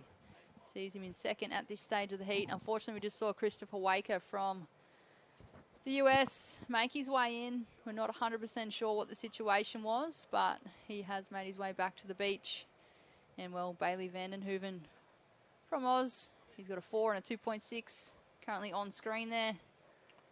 So we will definitely get word on Chris, see what's happening with that. Of course, urgency was not over the top, so we're not thinking it could be too serious, but of course, any kind of injury to a quad is very serious, and we want to make sure that Chris is taken care of. And the lifeguards were right there with him, so they weren't rushing him off into an ambulance or anything like that. He was kind of just making his way up the beach with his pusher. But maybe, there's always something more to that. Maybe it could be a pulled muscle, tweaked bone, something like that. So we want to make sure that that we get that all taken care of, and we'll get word of what's going on with Chris Waker.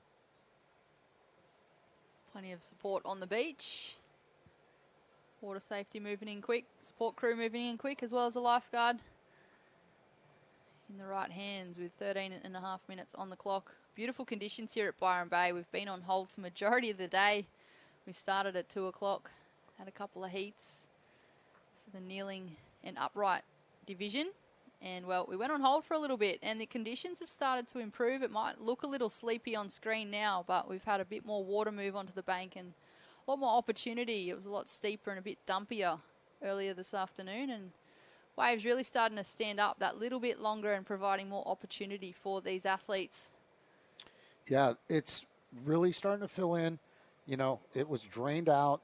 The swell had left last night, so even though it was a lay day yesterday, the wind is basically what made that happen. There was still a decent swell push yesterday. The size was still there, but boy, did it drop off overnight. And it's supposed to pick up, another swell's on its way, and it's supposed to pick up overnight. So if it can drop off 2 feet overnight, it can pick up 2 feet overnight. So the conditions for tomorrow are supposed to be really nice. The wind is going the right way. The swell's coming the right way. You can see when it's good, it's good. So we're hoping tomorrow's forecast stays true, and it'll be 3 to 4 foot, and we'll be up at Clark's.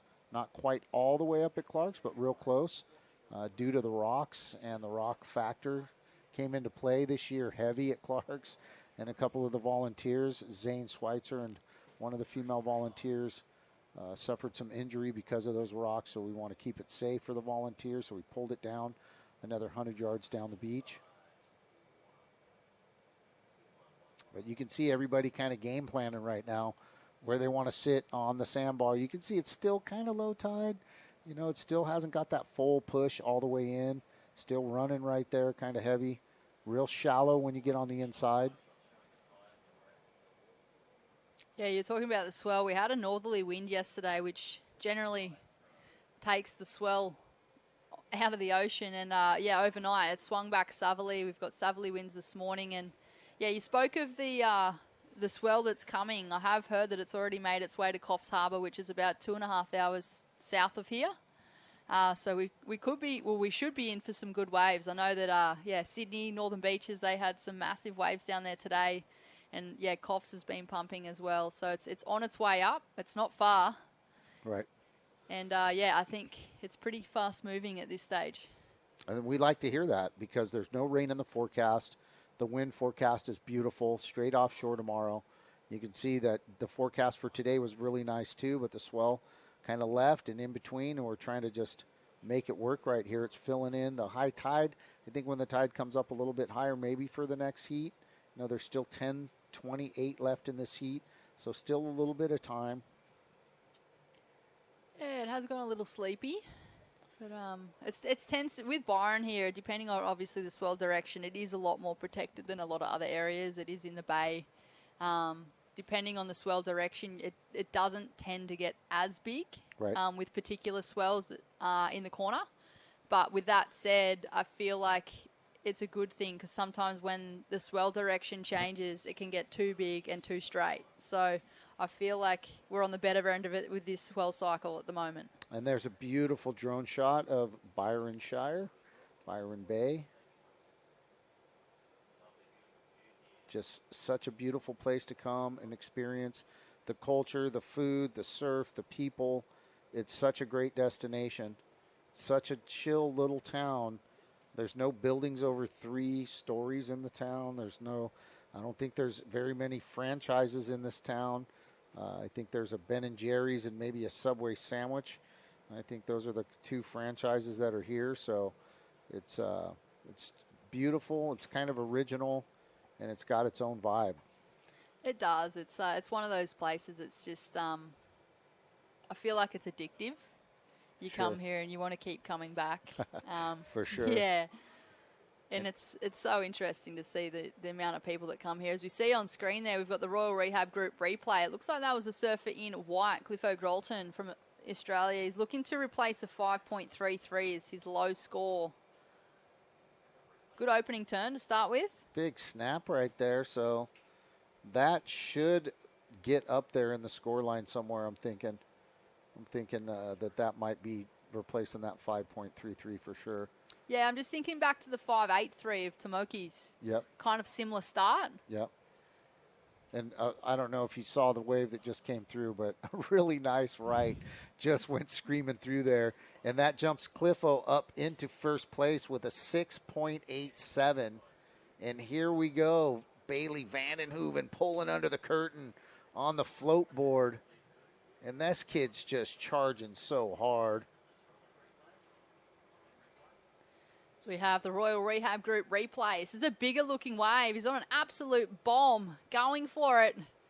Couldn't quite get as close into the pocket as it looked like he wanted to, but great commitment to that section. Yep, and that'll probably go into his scoreline and get rid of that 2.80 or 2.60. You can see that the waves are starting to fill in. You can see those lines out the back. So you can see that swell's starting to come. We're going to get some really good conditions tomorrow. So we're really looking forward to all of those finals tomorrow. Kicking off at 8:30 tomorrow, I believe. Double check live heats. And I'm seeing Chris Waker sitting out in front of me right here. There's no medical team around him. 8 o'clock tomorrow. We kick off at 8. So there's no medical team around Chris right now. No lifeguards. Liam and water support is chilling with him. I don't think maybe that's not Liam, but it doesn't look like he's needing medical attention. Looks like maybe there's some discomfort. So I will get the story on that in between heats. But he doesn't have any medical people around him. He's not looking like he's got any broken bones or anything like that. So we'll find out what happened with Chris. But he has called it a heat. He looks like he's okay. And some people are asking him some questions. But he looks like he's okay. Yeah, positive signs when you don't see any medical crew around.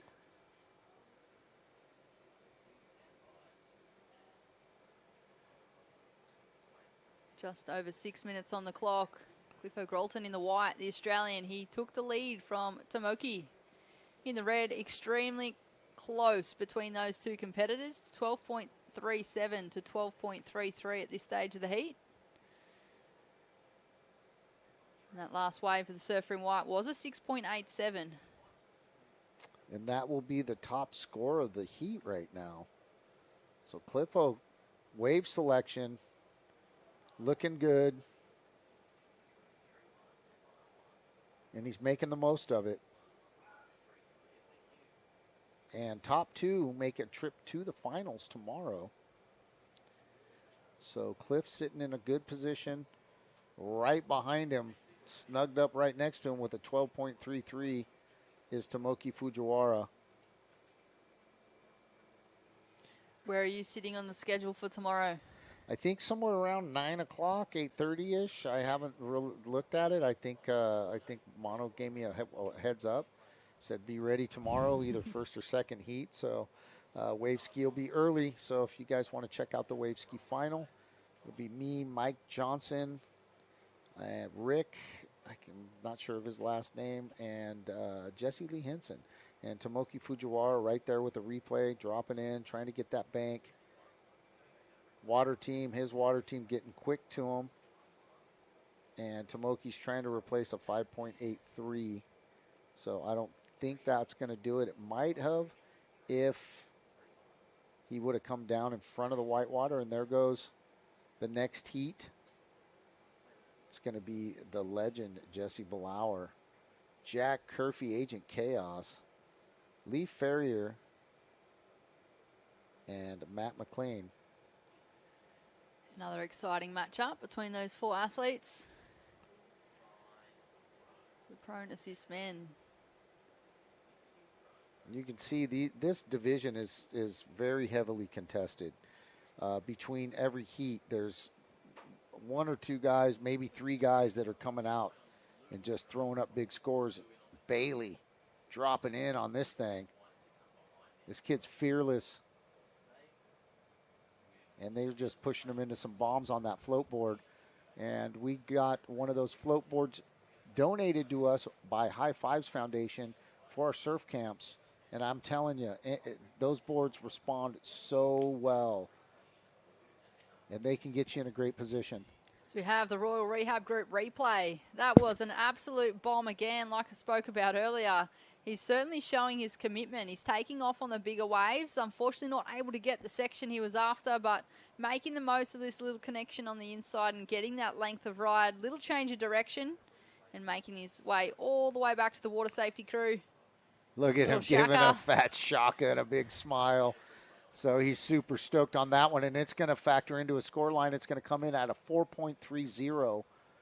So he's living on a 4.0 as first wave, and that last wave, a 4.30, combined total of a 8.30. Still sitting in fourth, but you can see this kid's digging it.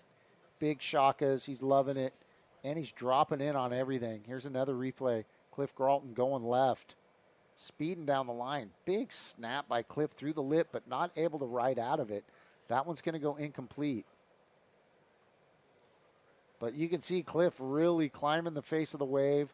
Challenging the top third of the wave is where you want to get your points in any discipline. If you're on a wave ski, I'm trying to get to the top. If you're on a prone assist board, you see those guys trying to climb to that top third of the wave, Britt, and try to just get that drop down. And here we go, Red on a screamer. Tomoki digging that outside rail. He's sitting pretty in second, so he's got a pathway to the final with just 140 left, just over 145 left. And you can see how quick his team was to get to him. He's sitting right in the impact zone. But Tomoki always taking off on the bombs, always trying to get those big scores, trying to match that 9 that he got in the round robin. Yeah, I feel like it looked like it was going to be a good wave. And felt like he was going to be on his way to a healthy number, but just unfortunately caught the rail there. Yeah, that wave kind of dropped out on him a little bit.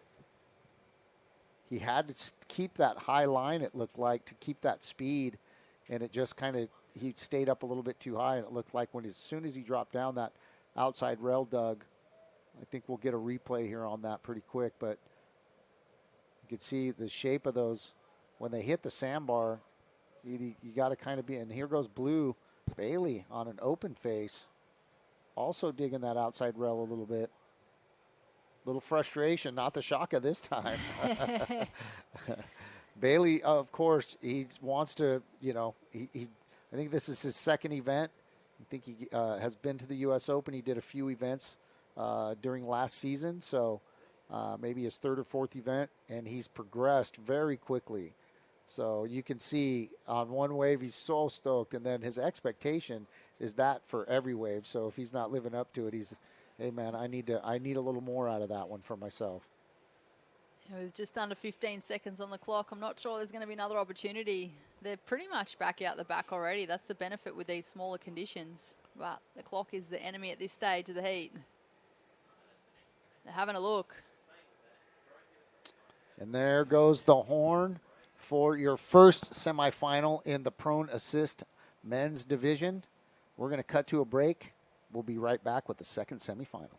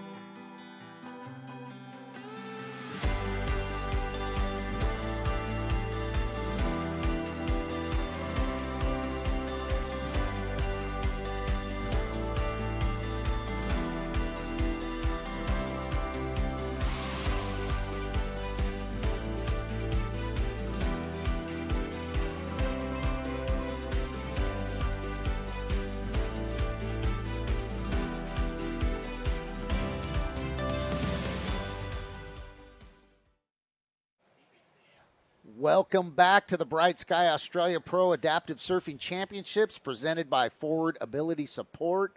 I am Charles Chaka Webb in the booth with Britt Nickel, and we have the second semifinal of the men's prone assist. And it looks like Jack Curfey has already got a 4.17 on the board, Britt. Here's a replay. We have the Royal Rehab Group replay. Opening wave here for this competitor. That's Jack Curfey, Agent Chaos in the yellow. He got a 4.17 for this wave. Little change of direction there. You can see there he's really trying to keep the momentum and the acceleration of his board. Gets the link through. So another change of direction, and he's looking like he's going to make his way all the way to the sand. I feel like the fins probably would have been the thing to stop him. And you can see in the foreground the celebration for Team Japan, Tomoki Fujiwara making the finals. And here you go, red taking off, Lee Ferrier. This is a huge turn there for Lee, and he almost spoke too soon. I thought he was going to get the completion. It looked like he was going to ride out of it, but that outside rail wanted to do something different. So real nice high line there for Lee. Nice wave selection. And it looks like we're going to get a replay right there. Boom. Rides out, but can't quite stay with it. I don't know if that will go as a complete ride. There's a slight possibility because he did kind of come out of it on the bounce, kind of caught that outside rail. So we'll see what happens. But there's the team of Jesse Baxter and Jesse Blower. Actually, it's Jesse Blower sitting on the inside. He must have got pushed into a wave, and he just took that one right on the head. So you can see the water safety right off the ski, right on him. So let's see where Jesse is right here, going right, screaming down the line. Jesse Blower, 2 nice rides up, snaps off the top, and he can't quite ride out of that. But that's going to be a 5.50 and put Jesse on top of the heat right now. But like we said, he took that little insider right on the head. Yeah, he kind of just kicked out of that wave so effortlessly and easily, and then, it was actually the next set that took him out. The one Didn't right fall behind off. it. No, but you could see the water team was right there, and there's the people from Royal Rehab. Thank you so much for your support. Fun fact, I actually work for Royal Rehab Group. Wow. Separate to this event. We love that. Yeah. They got the Royal Rehab Group tent over there with DJ Benway all day. Yeah, so they're not only one of the platinum sponsors of this event, they're actually on there for Team Lee Ferrier. I know they sponsor Lee, one of their athletes. Seb's out there, I'm pretty sure, in the water with Lee. And we love that guy. Sebastian rocks, took me out. Made sure I got at least one session in the water before the competition, which I was super blessed. It's a trek down to the pass when you go down the ramp from the upper parking lot. Pretty nice size hill, so to have somebody with a water chair that's willing to carry your board, take you all the way down, launch you, take you all the way back up, just got to love that. So thank you, Sebastian, for all the work that you did for all of the athletes, making sure that they're getting in and out of the water, taking them surfing, willing to spend your time, making sure that they're able to get some practice in. So we did find out what happened to Chris Waker. It is a knee brace to the face. So wears a knee brace to try to help keep his legs straight and not, and that brace hit him in the face. No stitches, it doesn't look like. There was no blood, and here we go. Can't tell who that is. Blue. Matt McLean from Australia. He disappeared there for a second. I wasn't sure he was going to ride out of that one. Couldn't see who it was. That glare and the direction right there made it really hard to see, but Matt McLean will get on the board. As we watch the Royal Rehab Group replay. Great takeoff here for the surfer in blue. 5.17 for this wave.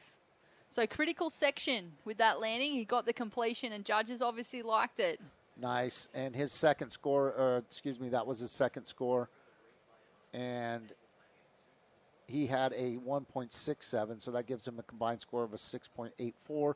Puts him in the lead. Lee Ferrier dropped in right there, and he is going to get a second score on the board. He's living on a 3.50 right now, so let's see that with Lee screaming down the line. Nice little under the curtain, little shift with the board. See where that puts Lee. Yeah, I'm interested to see where the judges go with this one. He did get a little shampoo. He did. And it is going to be a second score, so no matter what, it's probably going to jump him up into second place, possibly into first place. So let's see where the scale is on that one. You see the priority board in play there on screen. So it looks like Jesse Blower has priority right now, so look for him to really wait for one. And this looks like Jack Curfey on a nice little insider. He's just looking to put a second score on the board. Has nice wave selection. Agent Chaos causing some chaos in the lineup right now. So we watch the Royal Rehab Group replay. Bit of a smaller wave, this one, but it did link through this inside section. Bit of a drift off the top there, but just not able to quite ride out in front of the whitewash. So we have a change in situation as well. Lee Ferrier caught a 5.27 or 5.37, Jack Curfey gets a 4.0 on that last one, jumps up into second. Whole bunch of movement all over the board. So Matt McLean had that 5.17, jumped up into first place. Lee Ferrier scores a 5.37. Sorry, I'm kind of blind. Looks like a 5.37. And then jumps up into first. And then Jack Curfey, Agent Chaos, busts out a 4.0. Jumps back up into second place. A lot of movement. Jesse Blauer sitting on a 5.50. All he needs is a second ride to get on the board and probably move up into second or first place is what he's looking for. It's going to be somewhere around a 3.27 to get up there. I'm curious. You just talked about your eyesight, but you've got glasses down your nose. I do because I can't see far, but I can see close. So if I'm reading the stuff I got in my hands, my phone, or any kind of stuff like that, over the top. I can't. Yeah, I can't see them very well. So maybe I should put my prescription glasses on instead of my readers. But Jack's got you sorted. Look what he just I did know, to our just, screen. Just totally hooked it up, made it bigger so I could see. Oh my goodness. Yeah, I thought, wait a minute, you've got glasses on. I do. A lot of movement in this heat, a lot of activity, and it looks like Jesse Blauer just needs to catch something small, and it will jump him up. Yeah, so he's actually got the highest single wave score of this heat so far, so if you can get that back up, put him in a good position. And 20 minutes, 30 seconds left. Jesse and Jesse, they're the most patient team in this game. They will sit and wait until the last minute. They will sit and wait for that one wave. He's got a really decent score on the board. He knows he doesn't have to scramble. He's got plenty of time. He's got priority right now, so he actually doesn't have to give way to anybody. And there he goes, Jesse Blauer down the line, screaming on this one, catching that outside rail, taking a good wipeout. But Jesse's going to get that second score that he needs, see if that can boost him up into second or first place.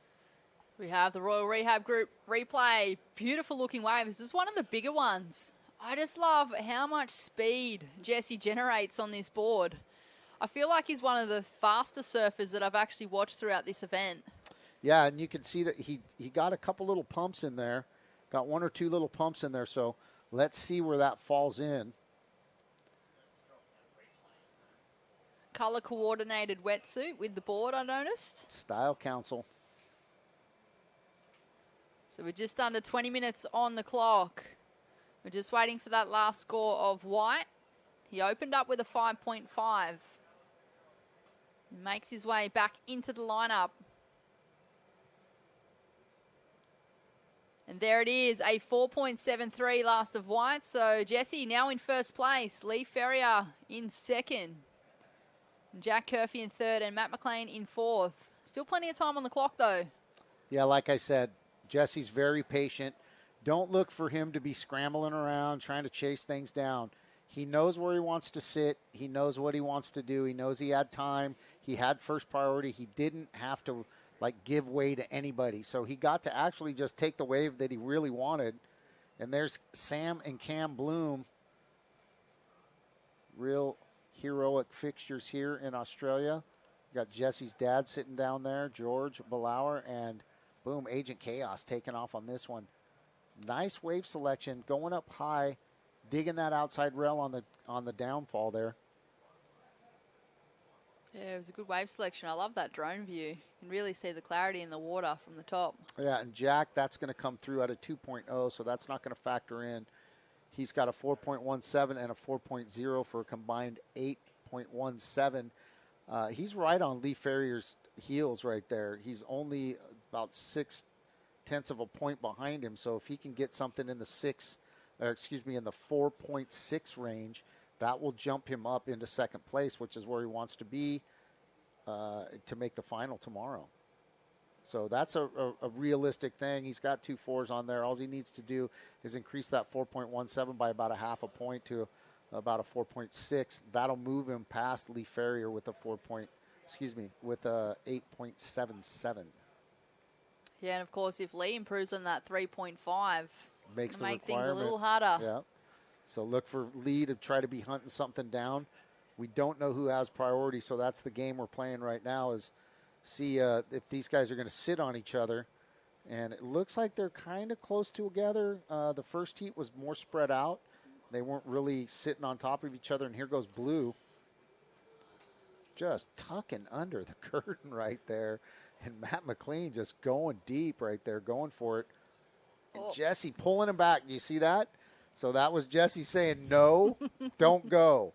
And you saw J-Bax pull him back. He'd have to pull back pretty hard, too. He did, because he was sending him. And sometimes they have that communication where it's no and go, and here we go. Here we go, Lee Ferrier up and riding. Look at the style on Lee there with the hand placement on his rails. He's in second place at this stage, looking to replace a low score of a 3.5, linking this one all the way through. He got some work done out the back, so it'll be interesting to see where the judges go with this score. So we watch the Royal Rehab Group replay. Yeah, nice open face right here. He gets up with a little check right there and then a little tap right there. So that's going to factor in. I think that's going to get rid of that 3.50. It's going to challenge Jesse's position for first. It's going to snug it up right in there or possibly pass him. Let's see how high they go with that one. There we go. There it is. A 7.00 for those nice little check turns and then that nice top turn at the top there.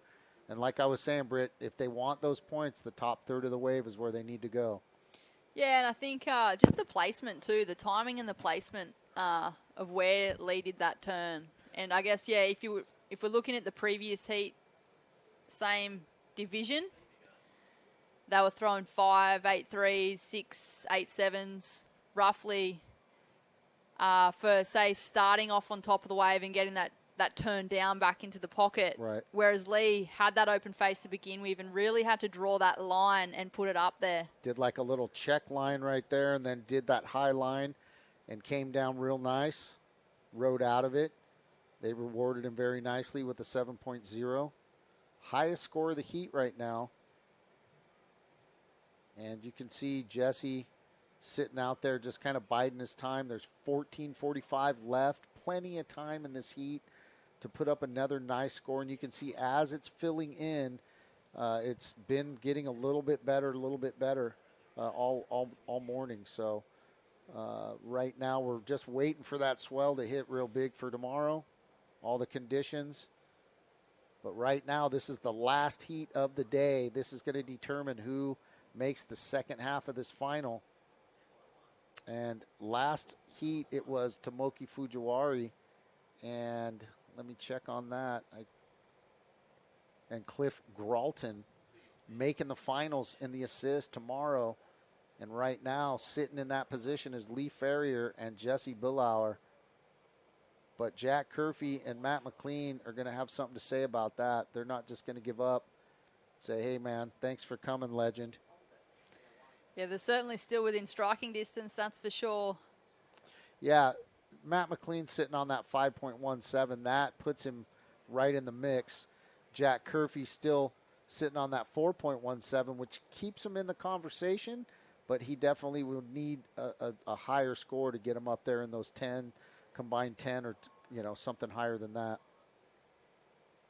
Still plenty of time on the clock, just under 13 and a half minutes. I feel like Jesse, although he's got a 5.5, I feel like his waves haven't really provided him with that opportunity to have a really good crack at a solid turn. I feel like if he gets one of those bigger waves that he has been taking off on and ends up getting a section that he can hit, he's going to get a high number. Yeah. It's just I feel like at this stage he's taken off on the big solid waves and he's done as best he could with what he had, but it hasn't allowed him to really get critical. Right.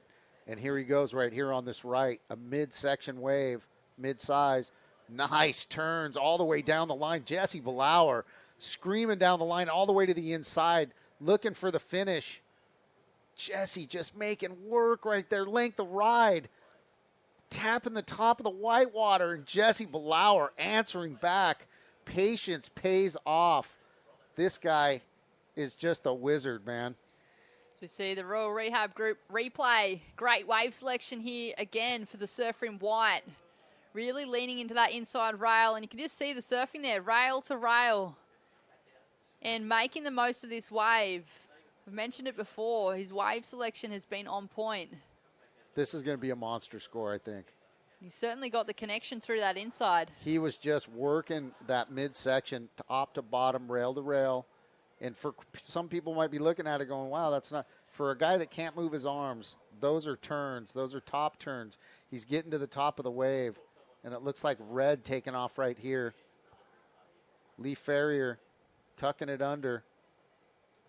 Still waiting on that score from Jesse. They're looking at Lee's. Bam, there it is. Jesse going excellent with an 8.83. What a beautiful score. Going nuclear on that one. Yeah, we talked about it. As soon as he got one of those ones that just lined up for him, he was always going to get an excellent number. It was only a matter of time. Yeah, you called it, man. You were right on, spot on with that. He was patient. I was just getting ready to comment. He's only got 2 waves. And, that shows how patient he is. Everyone else has 4 or 5 waves. Here we have the Royal Rehab Group replay. Surfer in yellow, Jack Curfey answering back as well. Looking for this section, drifting up the top and just gets a little hung up. You can see Seb in the background there. Just not able to find the power on that one. That one just didn't offer enough. And that's going to come in at a 3.47 for Jack. It's not going to factor in.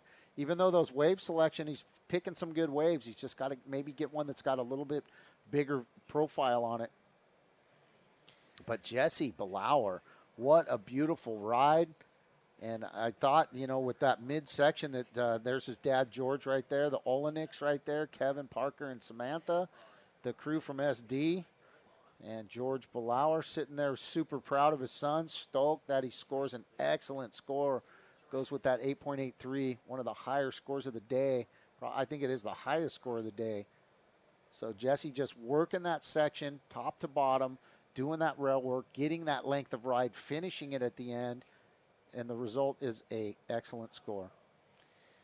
It sure is, and well, it makes things a little harder for Jack Curfey and Matt McLean sitting in 3rd and 4th, looking for scores at this stage of the heat, but still plenty of time on the clock, just under 10 minutes. And well, what an exciting matchup it has been between these 4 athletes for our final heat of today. Haven't had much surfing today, but we're certainly ending with a bang. Yeah, this is just... It just shows you kind of the mentality that we had, that the coordinators of the contest had, to say, look, let's wait for the high tide to come up. Let's wait till the late afternoon so that the swell can fill in a little bit. And, we have to run these heats today. Those heats had to go because we have a stacked day tomorrow starting at 8 a.m. I think 15 or 16 finals. So a really big stacked day tomorrow. Swell's supposed to be filling in. Winds looking beautiful. Conditions, no rain, blue skies. It's going to be an epic day tomorrow. Do not miss it. Yeah, it's going to be jam-packed, that's for sure. And there's Jesse and Jesse talking, communicating, going, all right, look, we're stoked with this excellent score, but we still got to get rid of that 5.50. We want another one. And 8:50 left. They got plenty of time. He's calling for time right there. Jesse Baxter calling for time. Wants to know how much time's left. And now he's listening. Now he's hearing it, probably going, all right, 8:50 left, 8:30 left. We got plenty of time to pick off one more. Like I said earlier, he's not going to be scrambling around looking. He knows where he wants to be. He'll sit there and wait. He's the most patient. They're the most patient team that I've seen in this division. And he'll wait till the last second, man. He's done some magic work in the late parts of the heat in some of these contests just because, he's got that excellent score. He's got that good mid-range score. And now he just says, you know what, I'm just going to wait these guys out, man, and I will get one. And you can see Jesse Baxter being stoked. He knows he got that real good, excellent score. It really, you as a competitor gotta feel it too. When you get that excellent score, and you're like, you got that good mid one, but then you get that real good top excellent score, and man, it takes so much pressure off you, especially when you got more time on the clock. 100%, it takes a lot of pressure off. I feel like, those heats where you sit and wait and wait and wait, that's where it can get a little very overwhelming. Yeah. And sometimes it pays off and sometimes it doesn't. So I feel like it's a fine line between being too patient and not patient enough and really making the call. Jack Curfey taking off on this one deep. Jack trying to get under the curtain right there, paying the price. Not sure that'll factor in. He's trying to get rid of a 4.0. He's got some good 2 4s, a 4.17 and a 4.0. A bigger wave right there. Tries to tuck under it. Jack just showing the heart. Agent Chaos. Yeah, he's certainly going for it. He's giving himself the opportunity.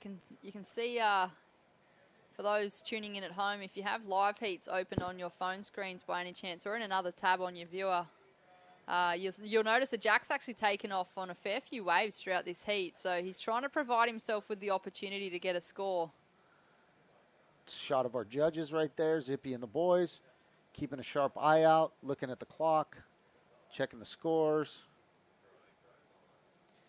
You mentioned it earlier, you know, like today's conditions, we went on hold. We started at 2 o'clock, you know, to run these 4 heats. And, yeah, it's the local knowledge, you know. You've got guys like Mono that's he's onto it. If there's one person that's going to know what's going to be happening with these banks, he's certainly the man to make those decisions. And, well, you know, on screen there with the judges panel, people like Zippy, they're also locals. Yep. They're the right people to be able to make those calls and just really pinpoint what's actually going to happen. Yeah, and you see Matt McLean right there taking that one, a little redirect on the reform on the inside. And, you know, I talked to Mono before the today, early in the morning, and he said, look, man, I've been surfing this place for 50 years, and here's the replay of Matt dropping in on the right, kind of gets hung up a little bit, and then taps the top, does a nice little floater on the way down. So we'll see what that does for Matt McLean. He's trying to get rid of a 1.83, which that should do it. So, Matt, it does. It comes in at a 4.77. So dumps that 1.83, puts him up into third place. He's still got his work cut out for him because he's got to get up in the 7+ range. He's got a 5.17, which would match Lee Ferrier's 5.27, but Lee's got that 7. So if he wants to get up there, he needs a 7.3 to pass Lee Ferrier comfortably by a couple tenths of a point. So that's work, and he's got about 440 left. So clock's starting to become a factor. You can see how clean the water is right there. And you can see the effort, you know, the kicking. Yep. Underwater there, it's so clear. Such a great little break. You can see that the surfers are kind of spread out now. Jesse's kind of found his spot. Jack's kind of way up the beach right now and saying, you know what, maybe I want to go left. And then you got Red kind of in between. You got Matt McLean just trying to get back up into the lineup, but everybody's really spread out. That's why you haven't seen the interference or the priority come into play, because each person's kind of found a spot on the sandbar where they're catching a little corner. And I think Jesse's like, hey, you know what? We need to move up a little bit. That corner that we want is a little bit farther up. So they're making a move real quick with 3:45 left. You can see Jesse Baxter swimming with some urgency, and look at him right here. The speed. I thought he was going to spin around and push him into that one, but he's swimming with some intent. He wants to be in a different spot for that last 3:30. I'm interested to see what the priority situation is at the moment, because Lee Ferrier has been out there for a while now, and he's sitting in second position. Yep. I'm interested to know, you know, where he is in the rotation with So- priority and where that might factor in. There you go. He's got first priority. There you go. He can make those calls, and I'm interested to see if he just kind of gets a little closer to those competitors that are chasing him. Yep, that would be a good idea, because right now Matt McLean's in striking distance. If Lee can score a 7, Matt can score a 7. So he needs to be aware of that and maybe go sit on Matt with his priority. But maybe he's just like, you know what, I'm comfortable. Matt's got to get a 7. And look at some busyness down the beach right there. A little barreling right-hander. No takers on that one. You'll mind surfing that one, won't you? Yeah, I mind surf them all. So it looks like Matt was calling for some time. Looks like they got it. He looks like he might be trying to push into this one right here. There's a little pulse. He needs something big, though, and it can't be a closeout. It's got to be a corner. It's got to have some length of ride, or he's got to just do one big banging maneuver But the time is a factor right now, ticking down to the 2-minute warning right now. Jesse Ballauer, the legend, coming through. 3 waves ridden, 5.50 and an 8.83. That thing was beautiful. It's going to look really good on the replays. It certainly will. And yeah, if I do my calculations correct, I'm not a mathematician, but I feel like maybe Matt might need a 7.11.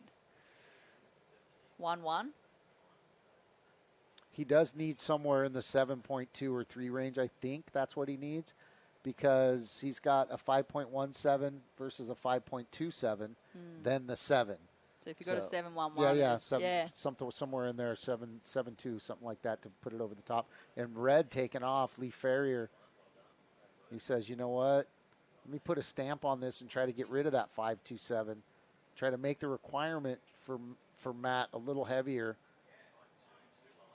And boom, Matt taking off, smacking the top of that one. If he rides out of that, that could be the answer. Looks like Chook, I think, in there quick. Less than a minute left. We watch the Royal Rehab Group replay. This is Lee Ferrier in the red. This is a 5.6. Puts it up, gets the completion. So great read on that wave. So he does lift the requirement. So he backed himself. He had the confidence to not go and sit close to Matt McLean. And, he took off, improved on his situation. And Matt answered back, but just not able to ride out cleanly. And if he completes that, that could be the wave that he needs, you know. Final seconds ticking down. 20 seconds left. Looks like Jesse Ballauer and Lee Ferrier are going to move on to the finals with Cliff Gralton and Tomoki Fujiwara from Japan in the prone assist division. See if Jesse wants a last second push. He says, nah, man, the work's done. The work is done. You're looking at the legend going to the final with Lee Ferrier, Cliff Gralton, Tomoki Fujiwara. Tomorrow, it's all going down. All the finals, day 3 of the BrightSky Australian Pro Adaptive Surfing Championships, presented by Forward Ability Support, in the books. And it was a rough day. Got some good little surf, Brit. Kind of started filling in, and it looks like we got a preview of what's coming tomorrow, hopefully with a little bit more size, and it's going to be great. Yeah, it certainly is. I'm excited to tune in tomorrow. I'm excited to be here as we look to round out today. Be sure to join us tomorrow morning for the BrightSky Australian Pro Adaptive Surfing Championships presented by Forward Mobility Support. Great to have you joining us here today, and we'll see you back for finals day tomorrow. Peace.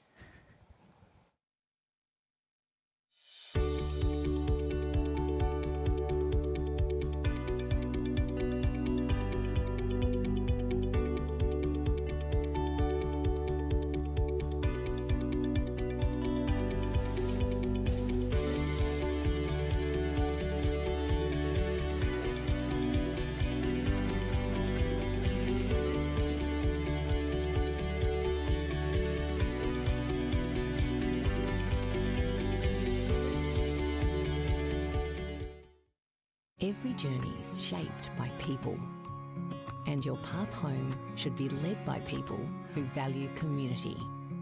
People like ours. McGrath, guiding you home.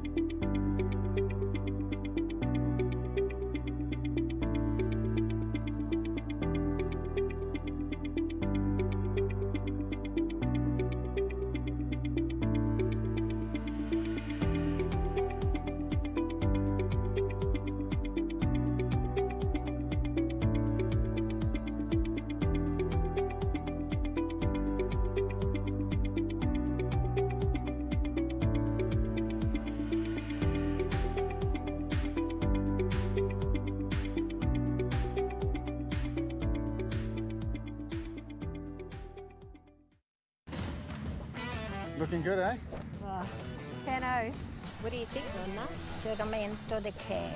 From big jobs to even bigger jobs, get the Keno feeling.